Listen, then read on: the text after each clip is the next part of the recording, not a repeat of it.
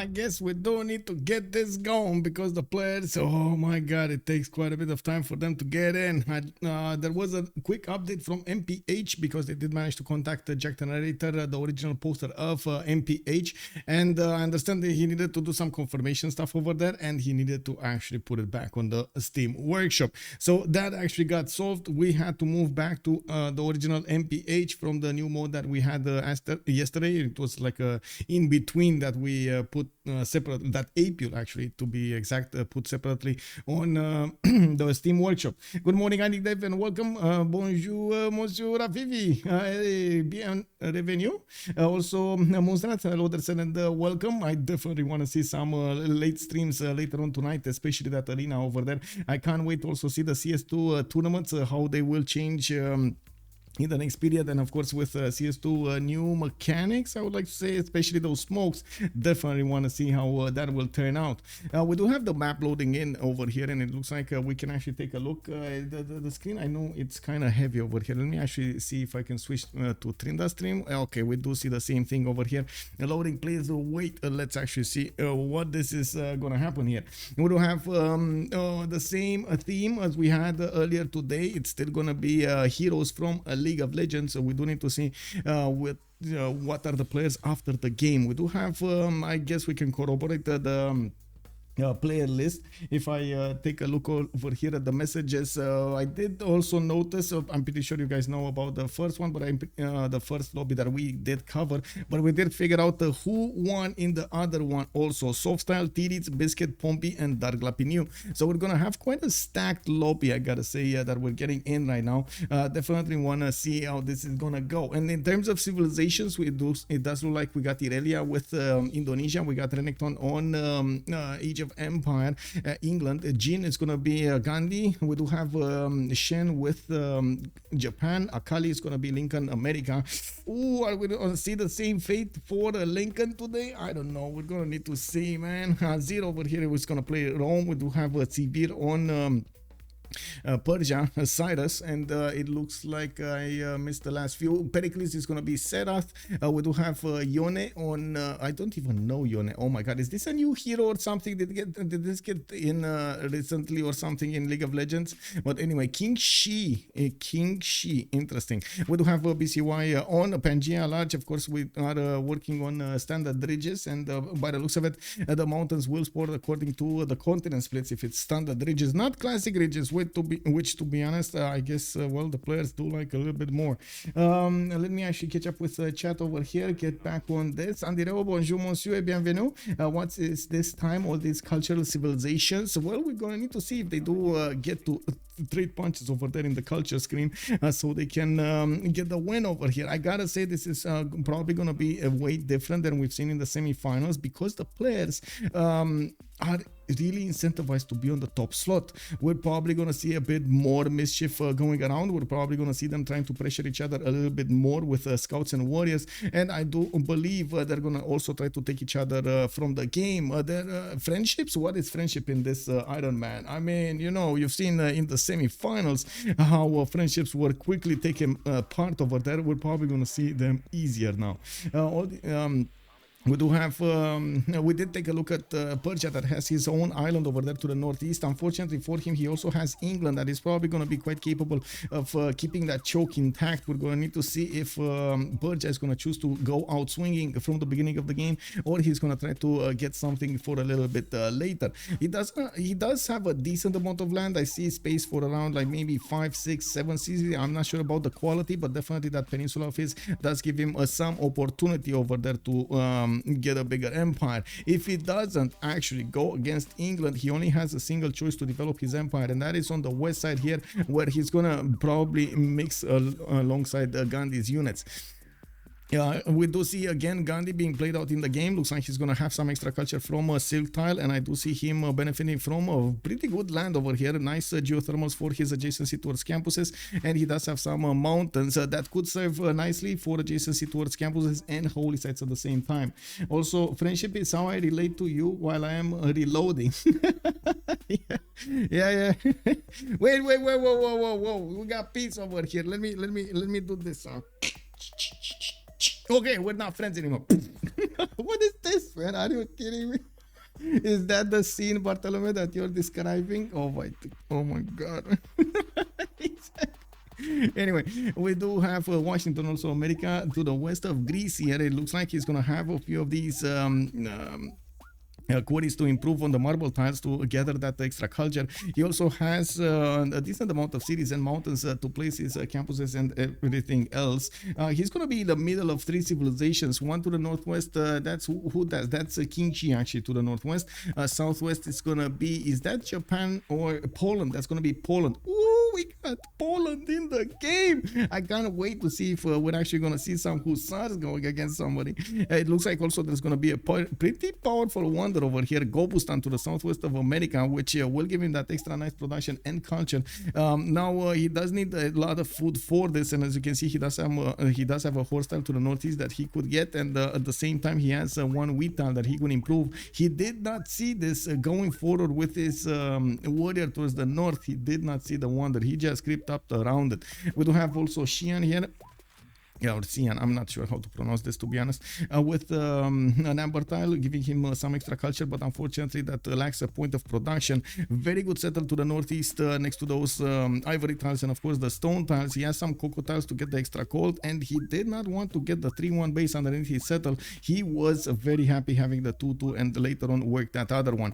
We do have also Kyoto in the north of Kingshi that will have 2 of these reef fishes, and I do see he's getting his second scout soon. Of course, he does have his 2-2 base and not a lot of cities. This is going to be a problem for Kyoto. He's going to get quite a few inland cities, only one city to the north, one city to the west, and then some mountains. He's definitely going to want to go around the mountains to settle a few more cities, and he's going to need to negotiate that with Yone. Might not be the best negotiations of them all. We're going to need to see if they're actually going to make a friendship or not, and that's another thing that will happen during the game. We're going to see a lot of the dynamics of the players starting to show what are they going to do, how are they going to try to take advantages of each other's weaknesses and try to get advantages for themselves.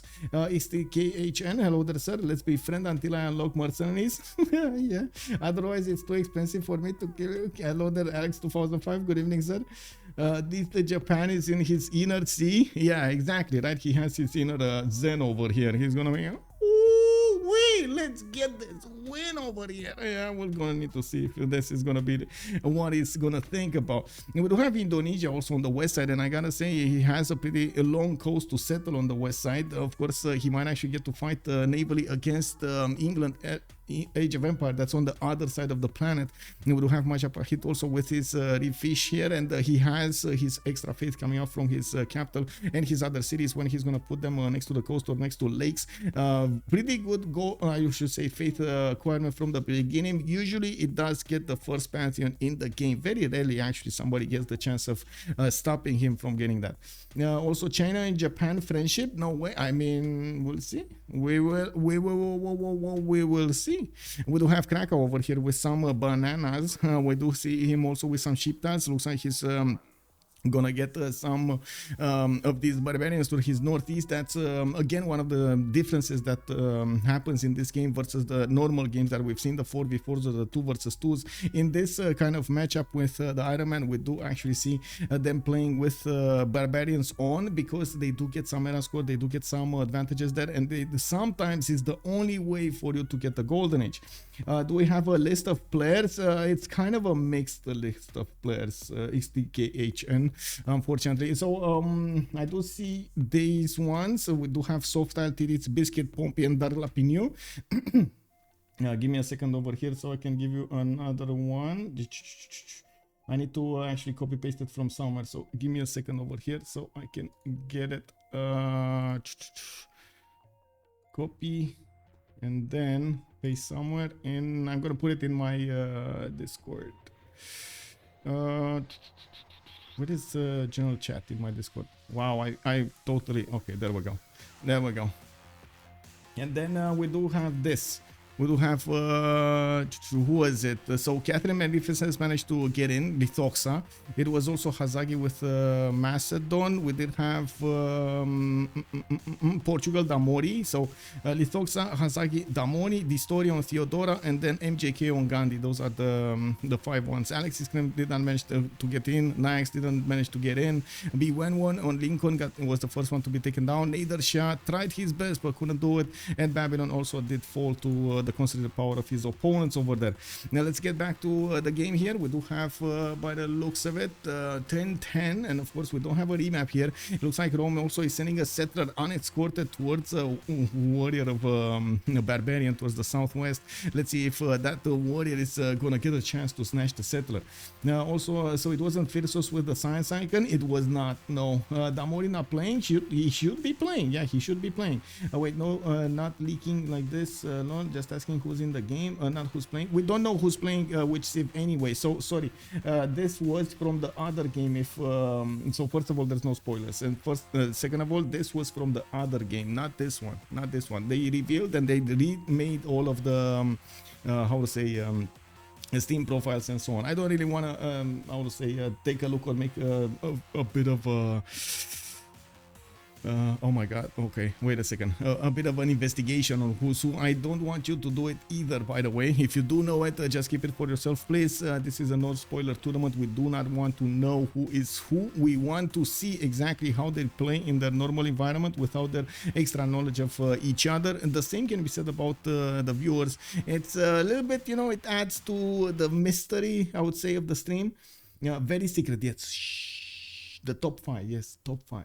I feel a barbar saying to the settler, the poor settler. Oh my god, it's the first one of the day, man. Do I need to say it again? Do I need to say it again? Escort your settlers. Oh my god, please escort the settlers. How is this possible, man? This is unbelievable. Anyway, I guess we're gonna see how this is gonna go over here and how the players are gonna do this. Oh my god, oh my god. Anyway, let's actually take a look what man is also looking at. He's yeah, there we go. He's looking at the exact same thing over here.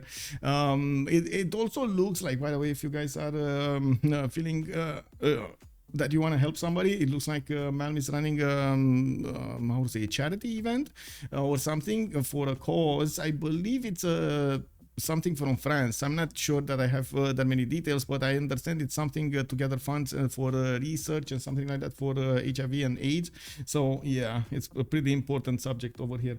At least this time it's not a team game. He's the only one that pays for his mistakes. That is so true, Alex 2005. That is so true. And we're gonna need to see if he's gonna have the power to catch up. He does have another setter coming up in 2 turns, but his extra tempo that he's getting from Rome is just gone. You know, those extra few turns and possibly an extra city that Rome usually gets, not there anymore.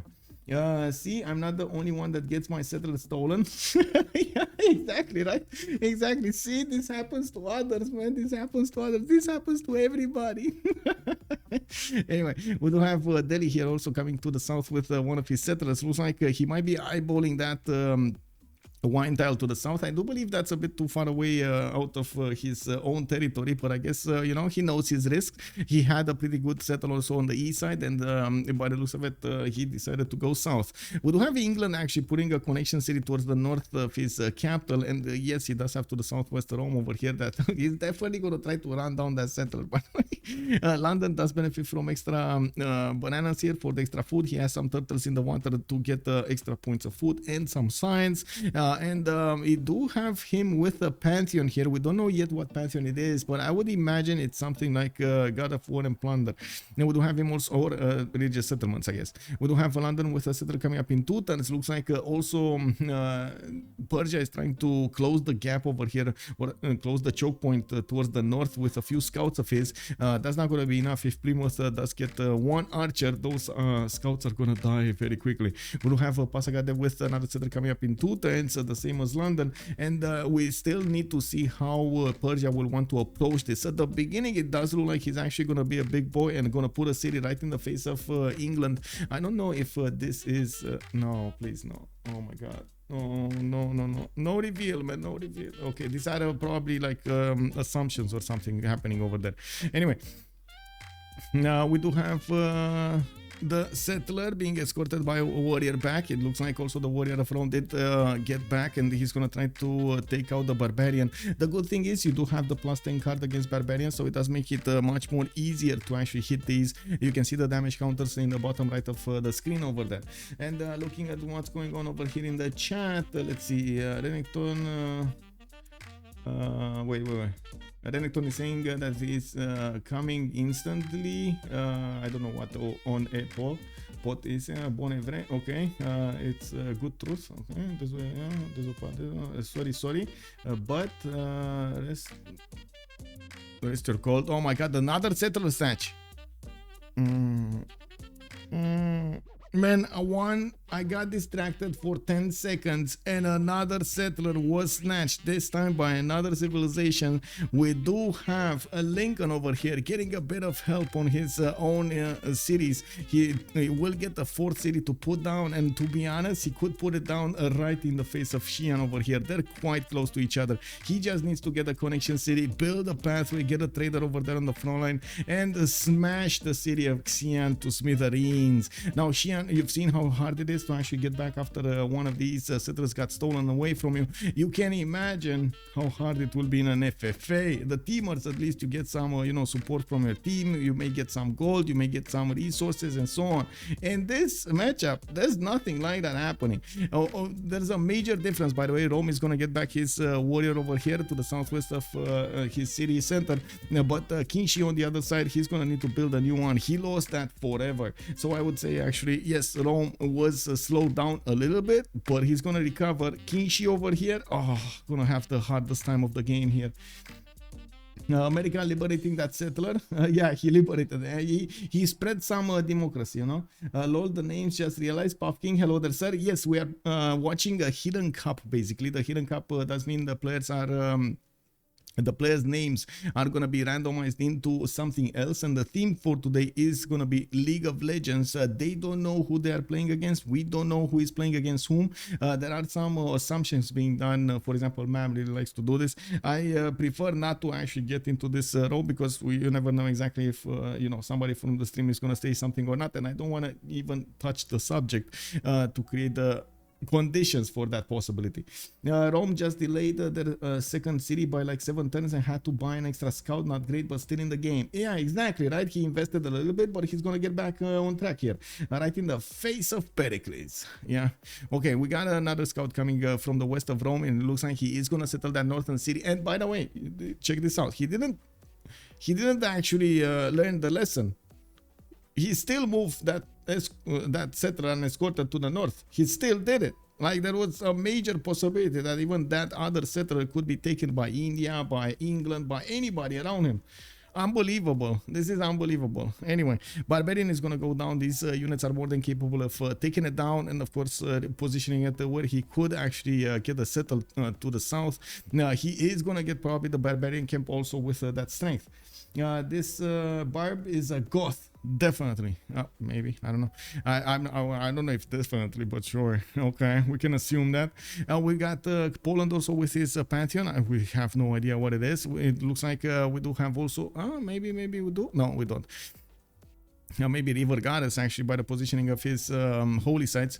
Looks like also Majapahit did manage to get his God of the Sea for the extra production on his coastal resources. Does seem like he's gonna get a trade route going for him from his northern city, and definitely working on putting down a third one. Looks like also Mycenae is... religious Pericles, man. I've seen this build before. This is going to be quite interesting to see how Pericles here is going to try to benefit from that culture. Next to him, he does have Jin over there, India, which might actually benefit from the spread of the religion of Pericles here. He needs to be careful because he might actually feed the monster over there, Gandhi. You never, man. Have you seen Gandhi? Have you seen the Gandhi? Oh man, the muscles on that guy, man. Oh, the pecs on that guy. Oh my God. god, big like a truck over there. He's coming in the room, you don't see anything, it just gets dark. He got it back. He got it back. Yeah, he got it back. Rome, he got it back. Yes. You get no scouting done if you do. Wait, for the moment I would put a coin on America thanks to the extra settler Indonesia and Japan that are pretty peaceful in their side. Yeah, I do see war is brewing between England and Persia. It doesn't look like the friendship is holding over there, and I'm pretty sure Persia does realize that his only chance to actually have a pretty good game is to take out England. There's another problem on England also. England doesn't have a lot of space to develop his empire, and to his southwest he does have Rome. Even though Rome has been slowed down, his next door opponents might not be as aggressive as you might think against him, and that will give him time to recover. We do see him already recovering his settler. We do see him getting another settler going, so his fourth city will be put down relatively quickly.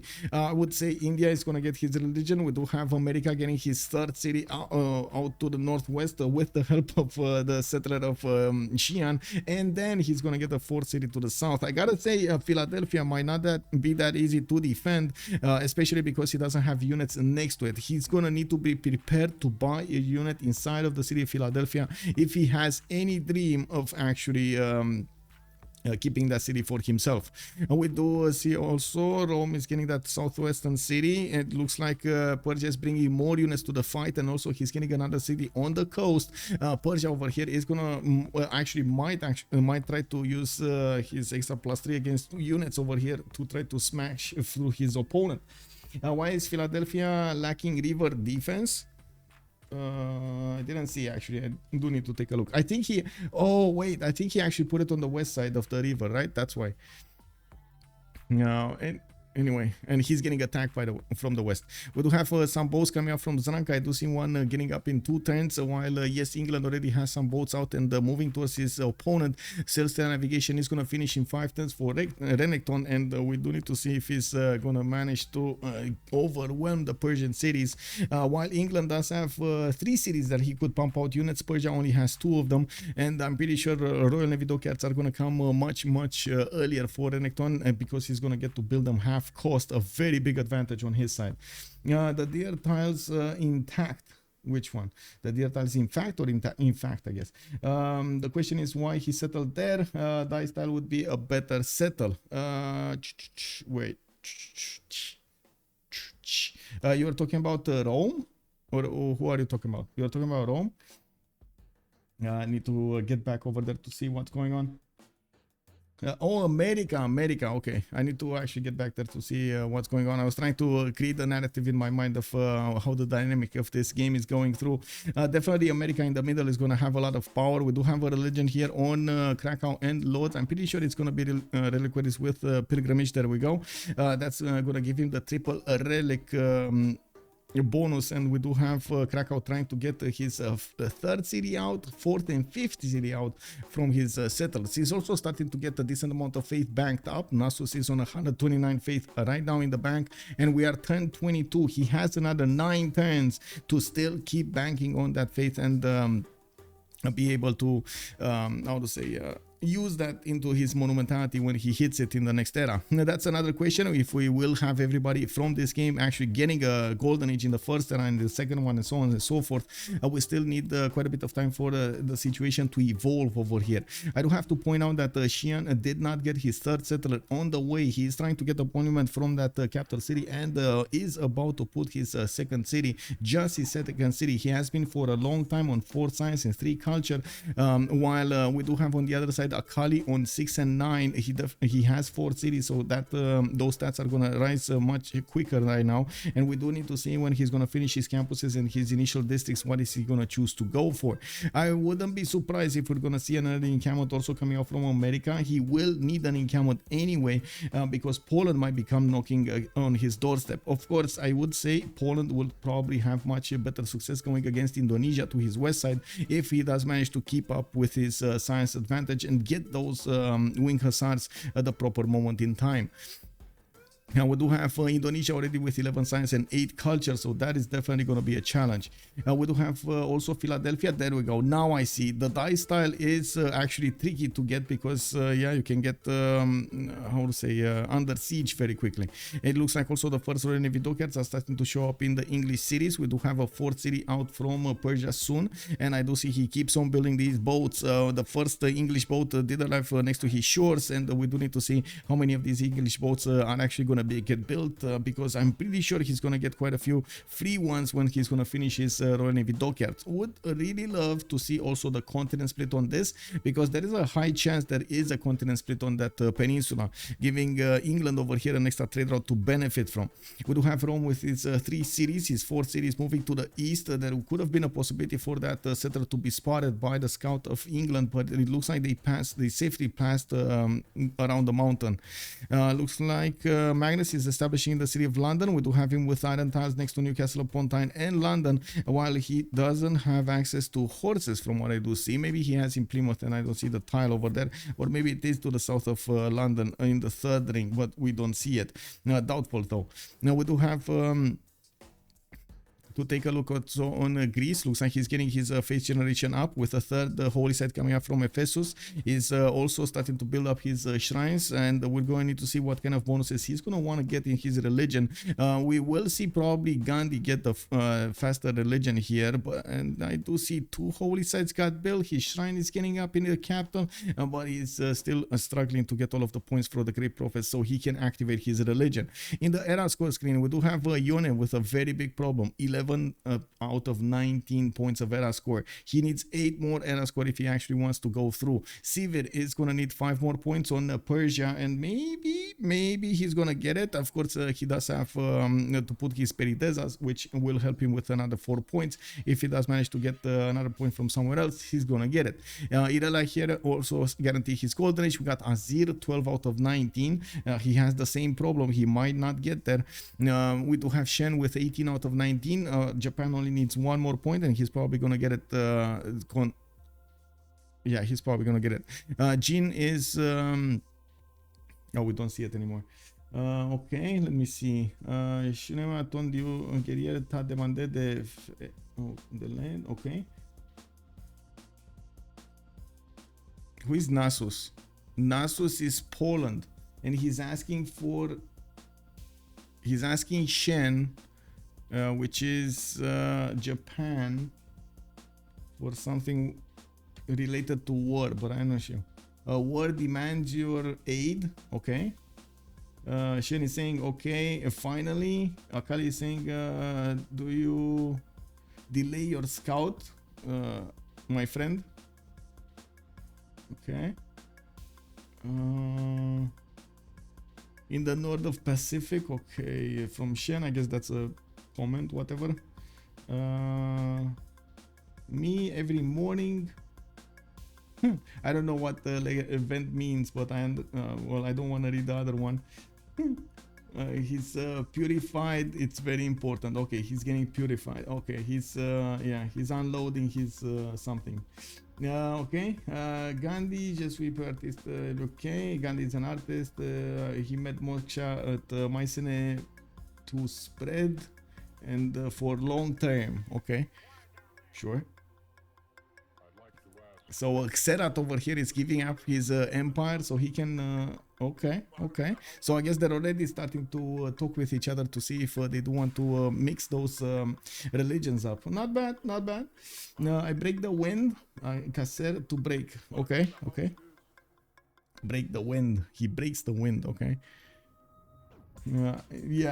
It's anyway, I don't want to read. Word demands your aid. Are they role playing? Yeah, they are role playing. They're trying to role play. Yeah. MS Doll, hello there, sir. Good evening. Does he have one already near capital? I'm not sure. Anyway, let's actually take a look at the skirmish here. It looks like the war has started between Persia and his next door neighbor, England. England is putting a few more boats in the water, and it does seem like Gordian will need to actually start the production of 4 boats from Persia. We do have Madurai getting his extra production on these. Oh, I see Lady of the Richer Marshes did get activated in Mumbai. A 3-3 tile is over there able for him to work and of course improve with Liang if he wants to. We do have Philadelphia under attack, and this is why I was saying Lincoln needs to be prepared to buy a unit if he has any hope of actually keeping Philadelphia in his own borders. Well, he has a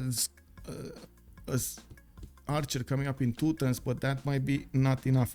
The city is not being put under siege, so at least it does get some heals, but I doubt that it's gonna stay alive for much longer. We do need to see if America is gonna manage to get enough gold to buy a unit there. A warrior inside of the city center with archer behind it on the dice tile would be perfect over there for the defense, or even on the stone tile could work. Now we do have to see. We have to see. Yasuo isn't alive until 010-0. Oh my god, okay. Hey, bonsoir, Polush, bienvenue, madame. Comment ça va? Alvirion, also good evening, sir. Already dead as always. Yeah, don't talk about the win. Okay, so Guangzhou over here did get settled next to Philadelphia, and by the looks of it, no unit is being bought over here in Philadelphia City. You can see going to have another archer moving towards the front line, and Philadelphia is getting heals every turn. Even if the scout did attack into that city center, does look like oh my god, it's about to go down, and that is unfortunate for oh my, and we do have a horse coming up from Guangzhou. Looks like America did take this a bit too lightly, and unfortunately for him, he chose a very bad place to place a city. It looks like he's gonna force King Shi to actually take it back and build an army. Not really what you wanted to do over here if you wanted a surgical strike. But anyway, and we do also see Guangzhou getting that horse in 4 turns. He does have a possible chop and a builder able to chop, while America has started building his campuses. He did have a campus actually in Philadelphia built, but I think it got pillaged by one of the scouts over there. Well, that city center is still gonna get some heals popping off between the turns, and we're gonna need to see if next turn we're gonna have another attack, if that city is gonna stay alive or not. Would be quite awesome if he does manage to pump out a horse over here from his capital. Even if he chops one, that will boost the city's defense to 26, so it will guarantee the win over here. It's especially the time for the archer to take down the units around that city center. Looking at the map over here, we still see Rome with 4 cities. He did manage to catch up in the city count, being one of the 2 civilizations of the game benefiting from 4 cities. Looks like also Irelia on the west side getting his ship building. He stopped 3 cities, and I'm pretty sure he's building up his settler count right now. We do have to take a look at Philadelphia in the north. Oh my god, look at that, man. Look at that. The 2 scouts are gonna give their lives to actually attack into Philadelphia, and the first moves go in. The Philadelphia city goes down with the archer inside of it, man. And why? Why? Oh why? Oh why? Oh why? Oh why? That is so unfortunate for America. He got an advantage over King Shi, and he then lost the advantage over King Shi. Now, couldn't buy a unit in that city center. He wanted to be greedy and get a campus, and that cost him the city. We do have Palembang starting up on his campuses. I do have to point out, usually Indonesia does actually want to go for campuses into harbors, and we do see it so many times having a very strong pen brush and voice golden age. We do see him also getting his 4th set towards the south, and his 5th one coming up from Badung in 3 turns. His government plaza is also going to be placed relatively close to the coast, so he gets some extra adjacency from those water tiles into his campuses. We do have also in the yields tab over here Severe with 13 science and 10 culture that can actually do quite well against England by the looks of it at the moment. We do need to see if Persia is going to manage to overmatch England, and we do need to see if he is actually going to choose to go with Immortals against his opponent. I'm pretty sure the boats are going to be just the tip of the iceberg over there, and we're going to see a lot of warfare being played out. Okay. They're talking about money over there, possible trade routes if you are trading like Portugal, for example, to a city center, to a city, how to say, city state.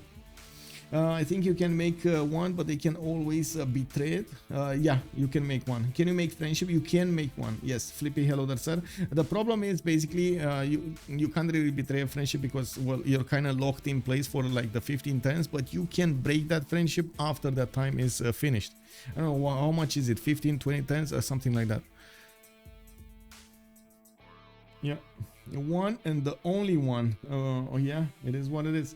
So what is the win condition for this game? Is basically one. How to say, who wins? The first one wins. We don't have a diplo. That's all conditions except the diplo victory condition. We had some issues in the previous Hidden Cups. How do you call them? Previous Hidden Cups series, and I would say all of the series, and yeah, it's just much better off without the diplo, because the players were starting to vote just so somebody else doesn't get the win if they ward each other. So yeah, it just didn't get fair. It wasn't fair. But anyway, we do have what, 2 more turns until the next golden age, and it looks like there are quite a few players that are still missing the points to get there. With Severe on 14 out of 19, we do have him getting more boats, and it looks like the war unfortunately is not going his way. He only has a few boats to work with, and yes, he's pumping out as many as possible, but it doesn't look like it's going to be enough, especially with the free boats that England did manage to benefit from his Royal Navy dockyards. This is allowing England to get number superiority against his opponent, and this matters so much at the beginning. We do have also Yone, 15 out of 19, which at the moment we don't know exactly what he's gonna do to get golden age. Severe at least can actually get his Pediteza going, and he should be fine. He just needs to get a builder. We do have Renekton, actually 17 out of 19, even with his Royal Navy dockyard and the boat, the first boat of the game. He still did not manage to get his era score for the golden age. Still needs 2 points, and we're going to need to see if he's going to manage to acquire them in the next 2 turns. Going normal age over there with England is definitely not going to be ideal, especially if Persia does manage to get his golden age. The culture difference between them will be a problem. It looks like also we do have the first another religion over here, actually not the first, another religion on Greece, and I didn't actually take a look what it was, but anyway, did anybody catch what it was, what the religion of Gandhi was?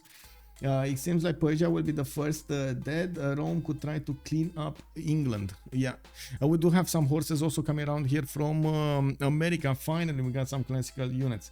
Feed the world. He got feed the world. Okay, got it. So Pericles got feed the world. Okay, that's, I mean, you're not wrong. You're not bad. Not bad. With religion spreading to cities further away. Okay, so he's gonna spread into India's territory, where they did talk about this. I did mention they did talk about this at the beginning of the game. And India will need to pick up a religion. I'm thinking it's probably gonna be a work ethic, but choral music could be a thing over there also for him. Nicoleum, hello there, sir, and welcome. Also Seb, good evening, sir. More exactly, they can make one and they always betray. Okay, yeah. Okay, so what do we have here? It looks like the horses of China are getting a little bit damaged over here. There's only one horse from America, so I doubt this is going to be that bad, but still the damage on China might have been done, especially if he cannot get a golden age here. No pen brush and voice, no monumentality, no nothing. It's definitely going to be a problem. China usually is a wonder builder. He does like to get Stonehenge. He does like to get some benefits from faith, for example, from wonders and so on. That does allow him to develop his empire quite nicely, but it does usually require a bit of peacetime to do all of that. We do have also a wonder here, hanging gardens coming up in Lodz. He's already putting Victor, preparing for a possible confrontation over here against America and King Shi. Maybe that war is gonna drag both of them down. Now we do have also Kyoto with 4 cities, I should say Japan with 4 cities. He's getting his holy sites down from one of them, and well, I gotta say, at least we don't have Byzantium in the game for another +8 taxes straight. In the Eels tab, looks like Irelia on Indonesia is already on 20 science with 20 culture. He's the bigger one in the science number, but Jin does have the highest culture count on 27. We do have also 48 faith on India and 48 production, which is giving him a 42 production. brush actually, which is giving him a very nice start when it comes to his pen brush, or sorry, his first monumentality. India, hello, first monumentality. We do have Plymouth getting under attack by the boats of Persia, and looks like one of them did manage to pillage a tile there, but another one needs to come in to finish the job. The city of Plymouth is probably going to be safe, to be honest. It doesn't look like Persia has enough strength to go against England here, and this actually begs the question, why no immortals, man? You can actually shoot three shots on Plymouth, get a catapult. Oh, anyway, I guess he wanted to fight in the mud over here with England, and I gotta say, this seems like it's a mistake. I totally understand going, you know, not sitting to not giving the coast to England, but at the same time you are going into the waters of one of the biggest sharks of the game, and you want to get away with winning against him. I don't know, man, this seems like it's very dangerous. Flippy also saying, I think Poland and Indo friendship would be big for Poland, can easily eat up China and America. Yeah, I guess Poland is Poland push from the beginning might be incredible. We're going to need to see if Lincoln can actually keep his advantages over there in the science and in the culture, not to mention the production. But like you said, Poland has a very strong timing. Looks like Zanzibar with Mogadishu, with Hansa, Venice, and another one over there is going to be giving the bonuses for the players to get the gold. We do have, okay, there we go, Mogadishu actually between the three of them here. They're already setting up some trade routes. We do have also an attack from China, following up on his attack over there on the former city of Philadelphia. Now it's bearing down on Chicago, and I have no idea how America did not actually choose to build a few more units to try to take back his city center over there. He just didn't care at all, didn't quite invest into that defense. Now we do have Mycenae also sending another settler towards the west side. Unfortunately, we don't know what golden ages they are in. Hello? What are their golden ages? Anyway, so I guess I can make a few. I don't even know. Oh my god, let me actually switch, because this is terrible. Give me a second. Oh, what are we watching? Oh my god, we're watching something else. Whatever. Okay, terrible. Anyway, unfortunate. Anyway, not really though. It's only 15 turns of guaranteed peace. They can choose to not renew it and just attack you. Yeah, basically. Yeah, basically. I know who plays. Please do not share who plays Greece. Please do not share who plays the Greece. Gandhi. Okay, never mind. We do have Xerath also getting his horseback riding. I don't think he's in that much of a danger, while to the north, India does want to actually get as many cities as possible. I do see Ancestral Hall is getting in the city of Delhi. Looks like also we do have on the east side over here quite a few settlers from Rome, fourth one, and he's actually getting right up and personal with England. We might actually see Rome trying to flex his military muscles to try to take down England and keep Persia in his own puddle over here towards the north. Like I said, Persia does have a decent amount of territory to settle. It's just the amount of time that he needs to actually get all of those settlers going, and at the same time be competitive against his opponent over here, Renekton. We do have currency coming up from Renekton. Looks like he's on 15 science and 11 culture. That actually gives me the idea he did not get a golden age. He did not get a golden age. He would have had a lot more culture. Looks like Jin also monumentality golden age. We do have Shen 10 science and 16 culture. That's definitely monumentality golden age. Rome is in a pen brush and voice. Irelia is pen brush and voice with 20 science and 30 culture. Sivir is that's a question. What is Sivir on? Did he not get the golden age? Oh my god, did he not build a Peridesa? One single Peridesa, man, one single Peridesa. Anyway, Ancestral Hall coming up from Rome. He figured it out. He has quite a bit of land to settle, and he's probably going to get the settlers to the north and to the south. We're going to need to see if he's also going to want to take away a few cities from England. Him and China did for sure. Okay. Yeah. I mean, China, there was no way that he would have gotten that. And look at that. Look at China. 7 science with 7 culture. We do have -2 gold at 10 for him. 29 production numbers. That's just problematic. We do have a lot more units coming out from China and bearing down on the cities of Lincoln, and we do see those horses are starting to do quite a bit of damage against the against Lincoln's units, which is definitely slowing down Akali. Akali did manage to secure his golden age. He's on his 15 science with 28 culture. He also has 35 production. If the game goes longer, he will have an advantage from getting those extra stats over his opponent. Now we do have Azir also with 65 production. Even if he lost all of that tempo from the Barbarian taking over his settler, he is managing to catch up quite quickly, which just goes to show how flexible Rome is, even in dire situations. We do have Stonehenge also getting built in the cities of Japan, for Fukuoka, and I do want to make another comment over here on Rome. He has the most gold per turn in the game. 44 gold per turn coming up. Well, it was 44, now it's 40, and Japan did get 42, so I guess he's not the biggest gold generator anymore. It looks like America again is taking this quite lightly, and he didn't actually think of the resolve of King Shi to not only get back his city but also get back at his opponent. And we do have multiple horses about to bear down on the city of Chicago. Chicago does have a horse inside of it, but it's not enough to stop the invasion. We do have an encampment also put down from Xi'an, and another horse coming up from Guangzhou. Moksha is also establishing over there in the middle city, while he did get max in the capital. We do have Sivir with 21 science and 12 culture, and makes me think, did Sivir actually go free inquiry? Because that's kind of what it feels. Did Sivir go on, how to say, on Persia? Did he go free inquiry? Highest gold and highest production for Rome. It's the best early game Civ here, but it's pretty good. Yeah. Sivir missed it. Are you sure? Because he's getting a decent amount of science there, like 21 science. He must have put a campus somewhere, or went for Pingala, chose Pingala internals or something like that. Anyway, we do have also Gandhi with 18 science and 28 culture. By the looks of it, we do have him only on 36 military strength. He's not caring about getting his military out. He's not getting attacked by Rome nor by Pericles. Pericles basically did say they will be friends for quite some time in the game, and they will use their religious synergy between them, especially on Gandhi. Well, Gandhi over here will have a lot of space to develop his cities to the northeast and to the northwest, not to mention west side. I'm pretty sure Japan is not going to get in the land that much. He's going to get a few cities, but not go extreme on the land. All of that coast to the west side will probably be settled by Japan. He's going to get closer to Indonesia, and we're going to see if he does manage to get a naval war going. Now we do have also Pericles here with 14 science and 16 culture, 25 faith a turn. Doesn't seem like he has a strong monumentality, even if he did have strong cities to strong holy sites to use at the beginning of the game. It does seem like also we don't have Indonesia with vision over the warfare that is happening on the east side here, and we don't yet know who is friendly with whom. We might not even have the possibility of them being friendly with each other, as in they might not choose to be friendly with each other.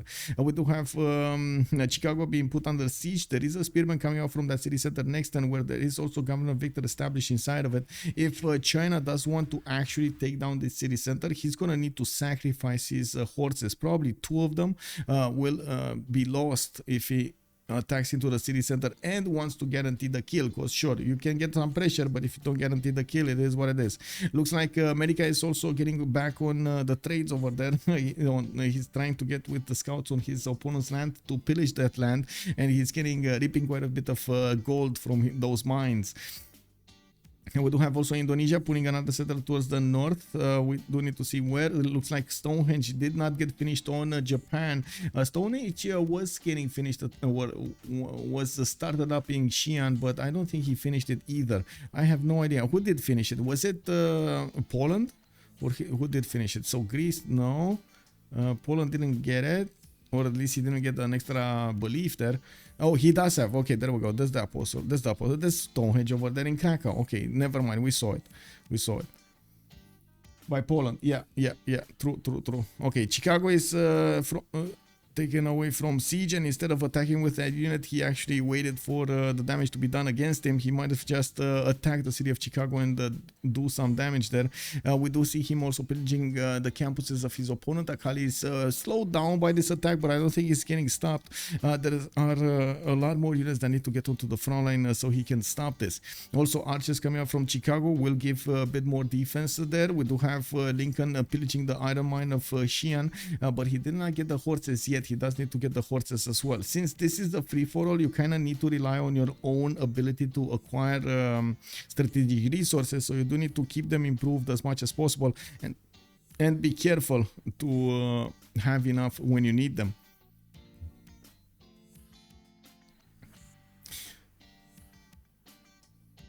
Poland over here did put a city on the coast towards the southwest, which makes me think he's going to start trading with Indonesia at some point in the game, able to actually generate quite a bit of gold between them.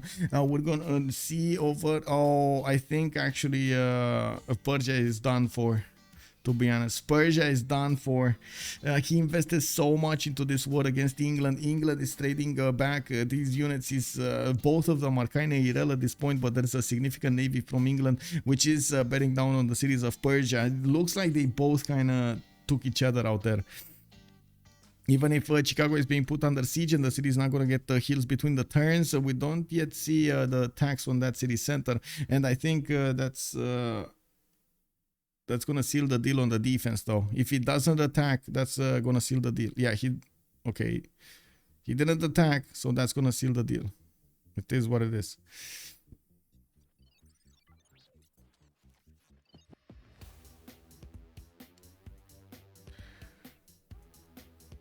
Oh, relobby. He needs to relobby or delete a unit.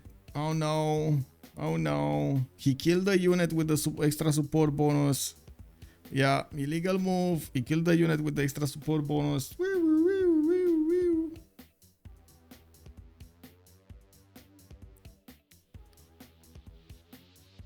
I imagine the Greek warrior. This war is so beautiful.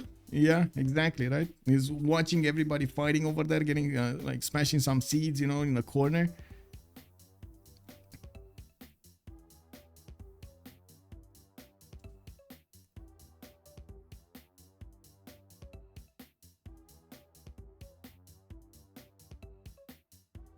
Okay, I'm gonna switch stream because they started cursing again. What is this? We got this this going. Okay, there we go. Malm is back. Okay. Oh, God heavens.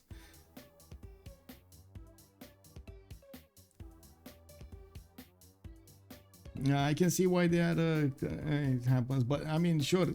I still don't think it should be good to curse in any case. I'm pretty sure there are other ways to express your feelings than cursing at somebody.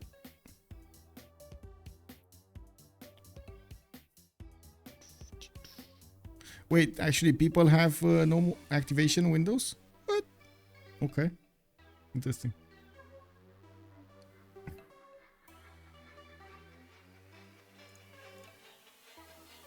Oh well.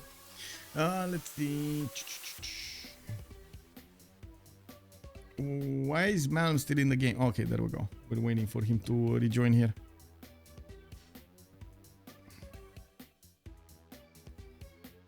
There's quite a bit of action happening throughout the game with the initial war between China and America.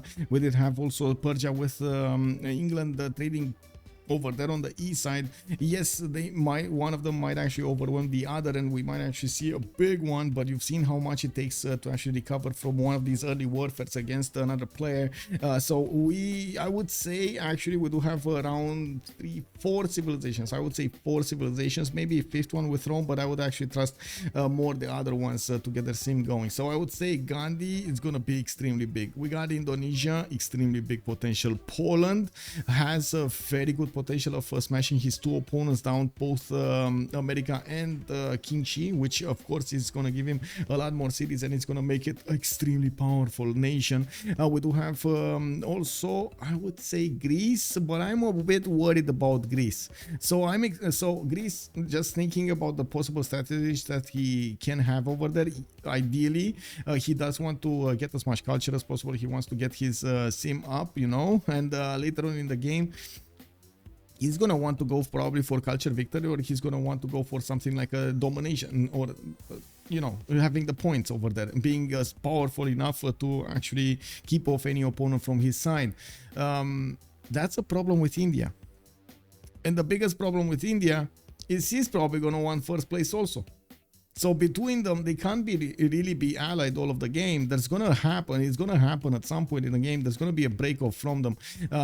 If they do want to get the first place, that can't happen. We got two top dogs over there in the middle of the map that at the moment are allied, which cannot be allied. So I'm very curious how he's gonna try to approach the game, especially the mid to late game over there. On Pericles' side, Gandhi, it does seem like he's gonna be straightforward. He's gonna do what Gandhi does, right? Get big, get a lot of science, get a lot of culture, get a lot of faith in the meantime, and at the same time benefit from the bonuses of the religion of his next door neighbor, which is gonna be Pericles. So remember when I said he's kind of feeding the monster there?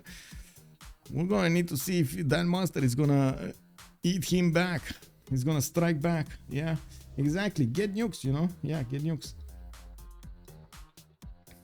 Well, they are just really committed to their League of Legends role playing. Oh, I see. Because League of Legends, yeah, I guess they do curse a lot over there. Should we take this time to make a prediction who will win? I mean, we can make a prediction for who will win, I guess. I'm not sure if I have 10 slots over there. Let me actually get this prediction. Let's see. Start prediction. Who will win?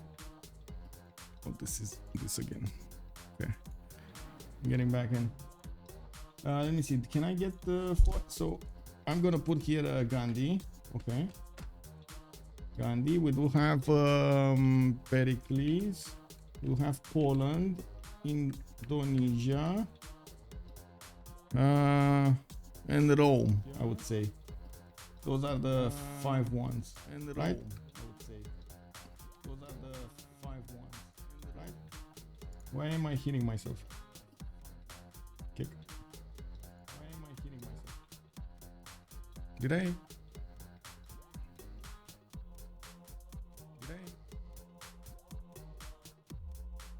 What?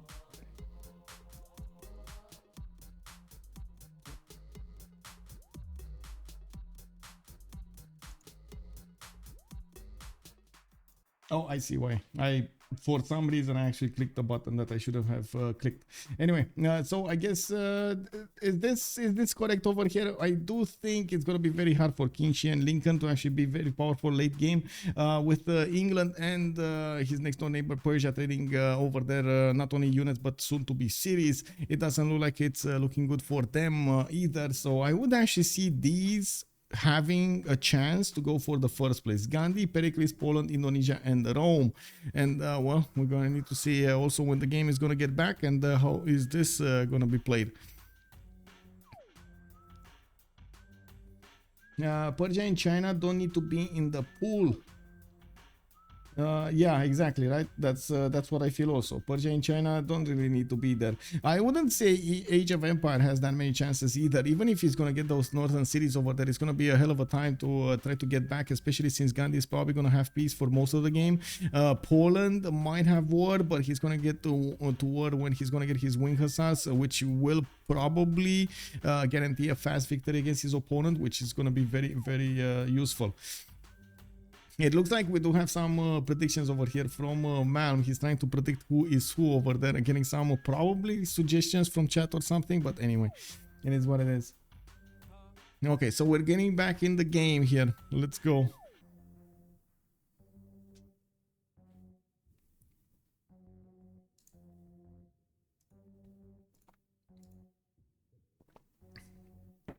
For me, America is the first doomed. Yeah, it might be.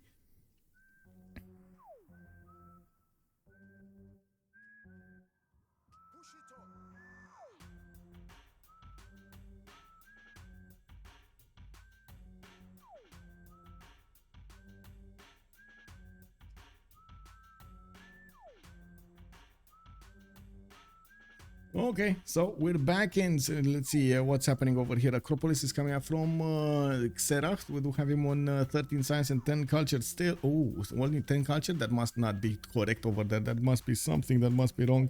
Do I have... Oh my god, why is there only 720p over here? Oh no. Anyway, it is what it is. Let me actually check out here.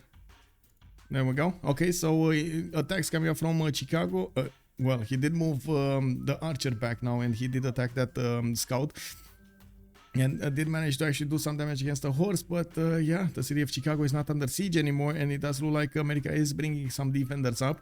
Looks like the time to actually take that city is over. He is probably gonna defend this. Now we do have an encampment also put down from Chicago. He's gonna need an encampment so he can get a settler, general going. We do have Xi'an also with a general over there, and it looks like he's making a project. So I would imagine it is an encampment training project. It's not like he has any other district to make a project with. Now we do have also warriors coming up from Washington, and unfortunately, actually right now America is on the back foot. He does have enough points to recruit a general, and at least that's gonna give him an extra +5 points and an advantage against King Shi next to him. That's still hurts him a lot. 14 science with 28 culture. He just cannot get to put cities down. He doesn't have enough time to get the production into the settlers, and of course that will hurt him in the long term.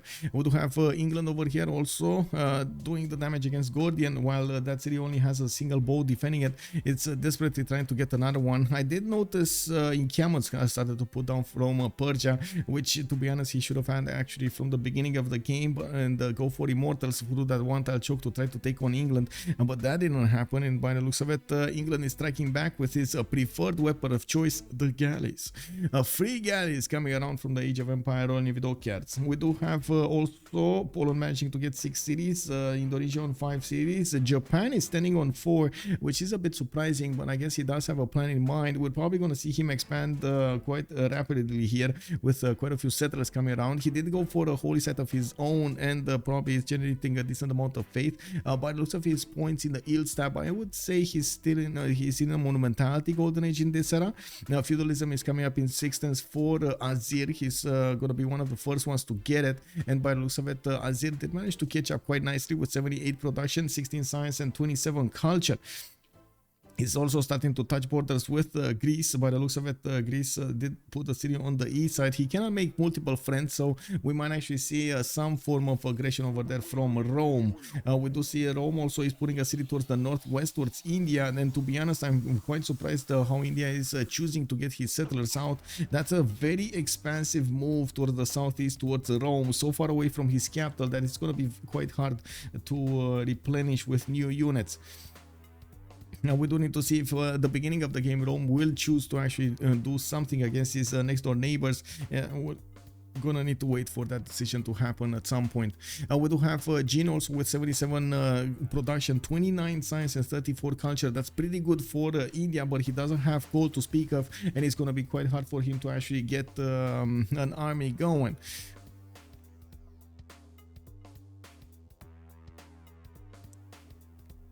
You remember when I say to minimize the number of coastal tiles? Yes. For me, America is the first doomed. Wow, really? America is the first doomed? Okay. Give me a second. Oh, wow.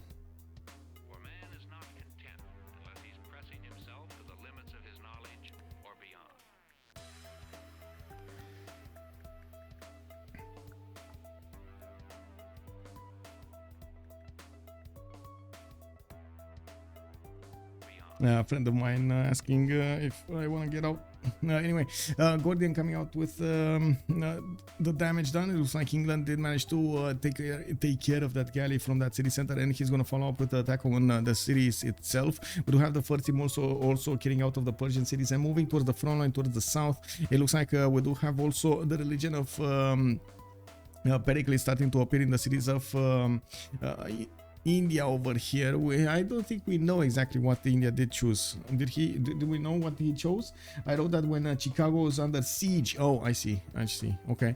Well, we do see Chicago over here is still not getting hit. Xi'an does need at least one turn or a few turns to get that general on the front line. We do see a general from Chicago, from America, and well, unfortunately for him, he doesn't have a lot of units to use to counterattack to his opponent. But the more archers he's bringing up and the more horses he's getting out, the easier it will be to push back the Chinese army from his borders.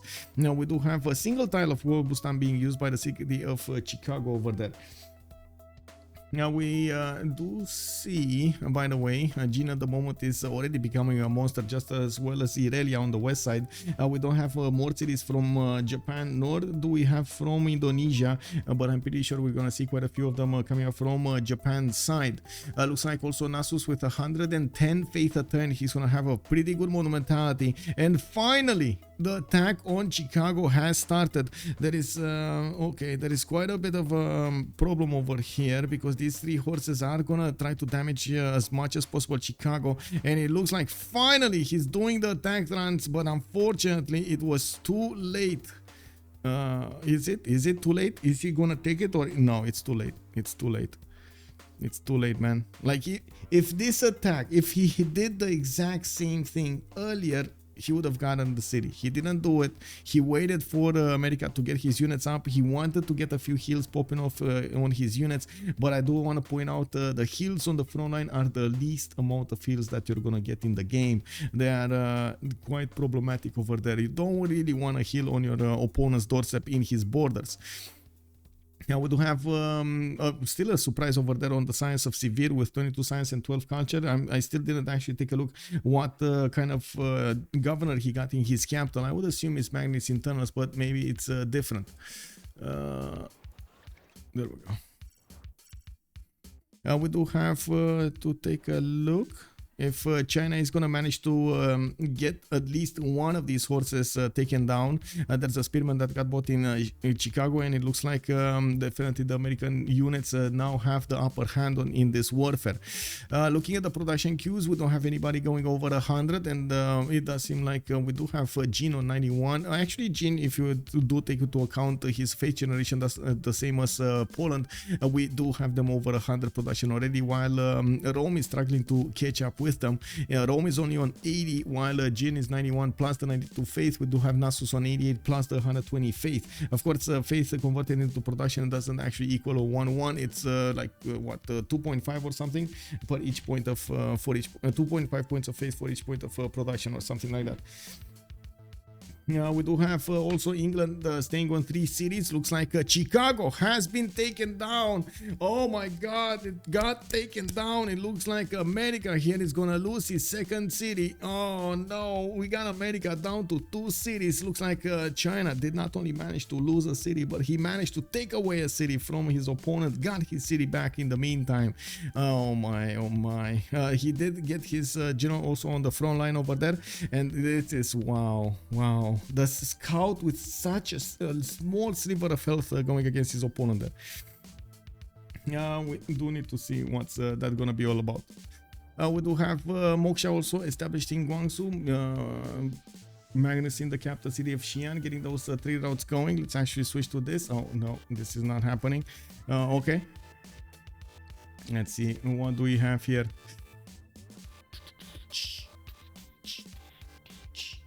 Gandhi with 82 food and 91 production. Everything is all right. Yeah, I'm pretty sure that's gonna be a very big Gandhi there. Very big Gandhi, the biggest Gandhi. Okay, encampment coming out also from Lodz. As you can see, Poland is getting up for warfare later on. He's getting his commercials down. He still has an apostle able to evangelize one of his beliefs, and we do need to see if he's going to pick a new one. He did get the Hanging Gardens with Stonehenge, and I do see it now is starting to get a few boats out on the west side. One city of Persia has been taken down by England. Looks like that's not going to help him that much, but on the east side, it looks like Persia does have a significant fleet out, and he did manage to get the upper hand over there? Well, it does seem like Tarsus is going to need to get a few more boats, and we do have him putting some harbors down. He's definitely going to need some admirals if he wants to go for some sort of a caravel timing. But can you imagine how slow this is going to be? Caravel timing in this location over here. This is going to be so slow. It is what it is, man. It is what it is. Okay, there we go. Got it. Need to turn this there, so we don't get disturbed. Okay. Civil is mathematics in 1 turn with games and rec in 2 turns, while Renekton is already going for butters in 7. We do have some more immortals coming around from Zaranka in 3 turns. There's not a lot of production over there for him. In the total tab, I do see Azir benefiting from a lot of gold. He's on 342 gold, and I do see he did get a city to the north of him, very far away in the north. That's exactly, and that's quite exposed to the Indian Empire there. Well, we do need to see if Rome's 2, 4, 6, 7 cities are going to turn into advantage for him. Looks like also Greece did go for Feed the World Internet Preachers. India did go Choral Music Stewardship and Defender of the Faith, while Poland requires send that faith pattern from the cities. Okay, converted cities. We do have quite a few new settlers coming around from the cities of India. He's right now on 246, and we do see another 2 settlers coming around. I'm not sure if he has any on the way, but I guess, oh, I do see another one towards the north over there, and it's yeah, 2, 4, 6, 7 cities. 7 cities actually for we were missing one from the north. Japan has stayed on his 4 cities, and I'm worried about this. As you've seen, most of the players that did actually have peace in their empire, they did try to get new settlers out as quickly as possible to try to fend off try to get themselves quite a few production centers to work, having the capacity to build new campuses, having the capacity to get commercials out, the holy sites, and whatever they need so their empire gets bigger.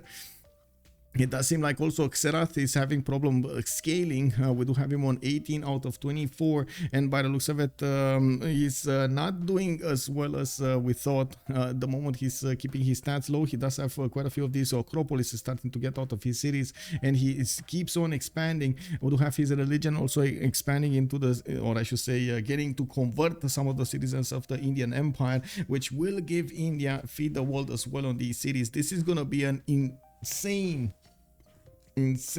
tall empire on India. We do have Rome over here that is getting his Temenaki in the city of something Solda. And we do have Ravenna here finishing up his commercials and getting the markets in. It does seem like he's gonna put a city right in the face of England. Can you imagine? Look how he's actually keeping England over there in the cage fight. He's getting a city right in front of his face. That is dangerous, I gotta say. We do have to take a look how this is gonna evolve, but I'm pretty sure England is not gonna like this at all. We do have some immortals that are starting to get towards the front line, and yes, we do have a single warrior over here defending the city at the border of the northern city of England. Okay, Japan did get a religion, finally. Whoa, Japan just got a religion. 1043, he just got a religion. Jesuit education with tithe. Yeah, I don't know about that, man. Anyway, I guess we're gonna need to see how much faith he's gonna get to actually invest into buying those libraries. I thought Gandhi were with work ethic, and no. Yeah, exactly, right? But it wasn't. Yeah, it's a bird. Oh, PF is a bird. Okay, got it. Okay, so 4 cities over here, Japan. Finally, he's getting a 5th one out. This is gonna slow him down considerably in the next part of the game. He's right now only on 19 science with 33 culture. He's trying to take the city of Venice on, but it looks like he's failing to do that as well. There might be some tiles that he could recover the health on the horse, but you can see the 3 warriors, the 4 warriors that could attack that horse next time. That's not gonna be happy for. He's not gonna be happy. We do have also Sukenitses starting to come out of the Polish commercial. Those are the replacement markets that Poland does get, adding a bit more production on those trade routes. Pretty good, actually. Not too shabby. We do see if King Shi is going to manage to keep his borders against America, but I'm pretty sure both of them are quite derailed out of this game. Let me actually take a look. What did you guys vote? What did you go for? Who will win? You guys put everything on Gandhi. Oh my god. Is this my fault because I said Gandhi will be first and I put him first on the list? You still have 30 minutes to decide, by the way. Just saying, man, just saying. You know what, I'm surprised? How did Kanti get in? You know, like how did he get through the ban phase? Was there a ban phase? I'm pretty sure there was. We do have Rome actually with 2, 4, 6, 8, 9 cities already. He has the most cities in the game. Actually, he has more cities than Persia and England combined, and America and China combined. We do have Xerath with Shen actually fighting for the supremacy for the like of Cinguetti, and it does look like Xerath is starting to get a few more yields on his side with 21 science and 30 culture, while next to him we do have already Jin with 36 science and 57 culture. And remember, both of them are in monumentality. These are straight up bonuses over there. Now we do need to see how Jin is going to try to get his expansions. There's a lot of territory towards his northeast and west there where he could put so many more cities, just like Rome is doing over here in his territory. I gotta say, Rome is recovering very nicely after he lost his settler at the beginning of the game. He did manage to get it back from those barbarians, and did manage to expand his empire quite quickly. He was kind of allowed to do so, especially because his next door neighbors did not attack into him. Now we do have another immortal getting out from Zanaka next turn, and by the looks of it, these boats are not doing that much. They're just sitting around and watching each other. The boats of England do have the emblem promotion on them, which do give them an extra +7 against their opponents at the defense and on the attack. It's actually quite strong to benefit from, especially at the beginning of the game, especially against these galleys. We do have also England able to recruit another one of these admirals, and we do need to see if he is going to manage to withstand the push on the land as well as the push on the sea. Renekton did jump up to 36 science and 22 culture. He did manage to put down a few campuses and build them while he was getting his galleys to take down Persian cities, which will give him a significant advantage to take out his opponent empire at caravels. The thing is, he can take out 2 cities from Persia, but he needs to take out the third one, the final one, the capital city of Persia, on the land, and that will pose a challenge. We do have a few scattered units of Lincoln going against the units of China, and it looks like he did manage to break through most of them, while it does seem like also there's gonna be a new city being put down by Lincoln. He did manage to get another one to the east side, and Venice finally succumbed to the power of the horses of Japan. Japan is gonna get another city to the southeast of Fukuoka, and I do see finally new settlers coming around from him. I think he did establish a religion, but I have no idea what religion it is. And wait, really, this is not a monumentality Japan? Did he actually go something else and he has so bad stats? Is that what's happening? Because that kind of looks like a pen brush and voice Japan. It looks like a pen brush and voice. 21 science with 34 culture. Yeah, we do have Indonesia on the west side that is getting a few boats out. Also, I do see the first industrial zone of the game here with quite a few campuses on the coast. He's getting 57 science and 55 culture with some gold per turn, but I don't know. He only has 111 in the bank here. Now we do have a lot of Sukienices finishing up for Poland, and well, he's gonna get so many more trade routes over here. Now we'll see how this develops. He definitely needs all of them. Japan is Jesuit education with tithe. Yes, with tithe, with the gold one. Yes, but it's not. I was thinking when I saw the holy sites, he's actually gonna try to go for the monumentality, but it looks like he went for a pen brush and voice. And since we didn't actually have Trinda, look at all of their golden ages. It's useless information. We don't know because we don't know. Anyway, now we do have to see what's going to happen here. The religion only spread in the city of Okayama by the looks of it, so he didn't build more than one holy site, or he didn't activate the religion when he got multiple holy sites.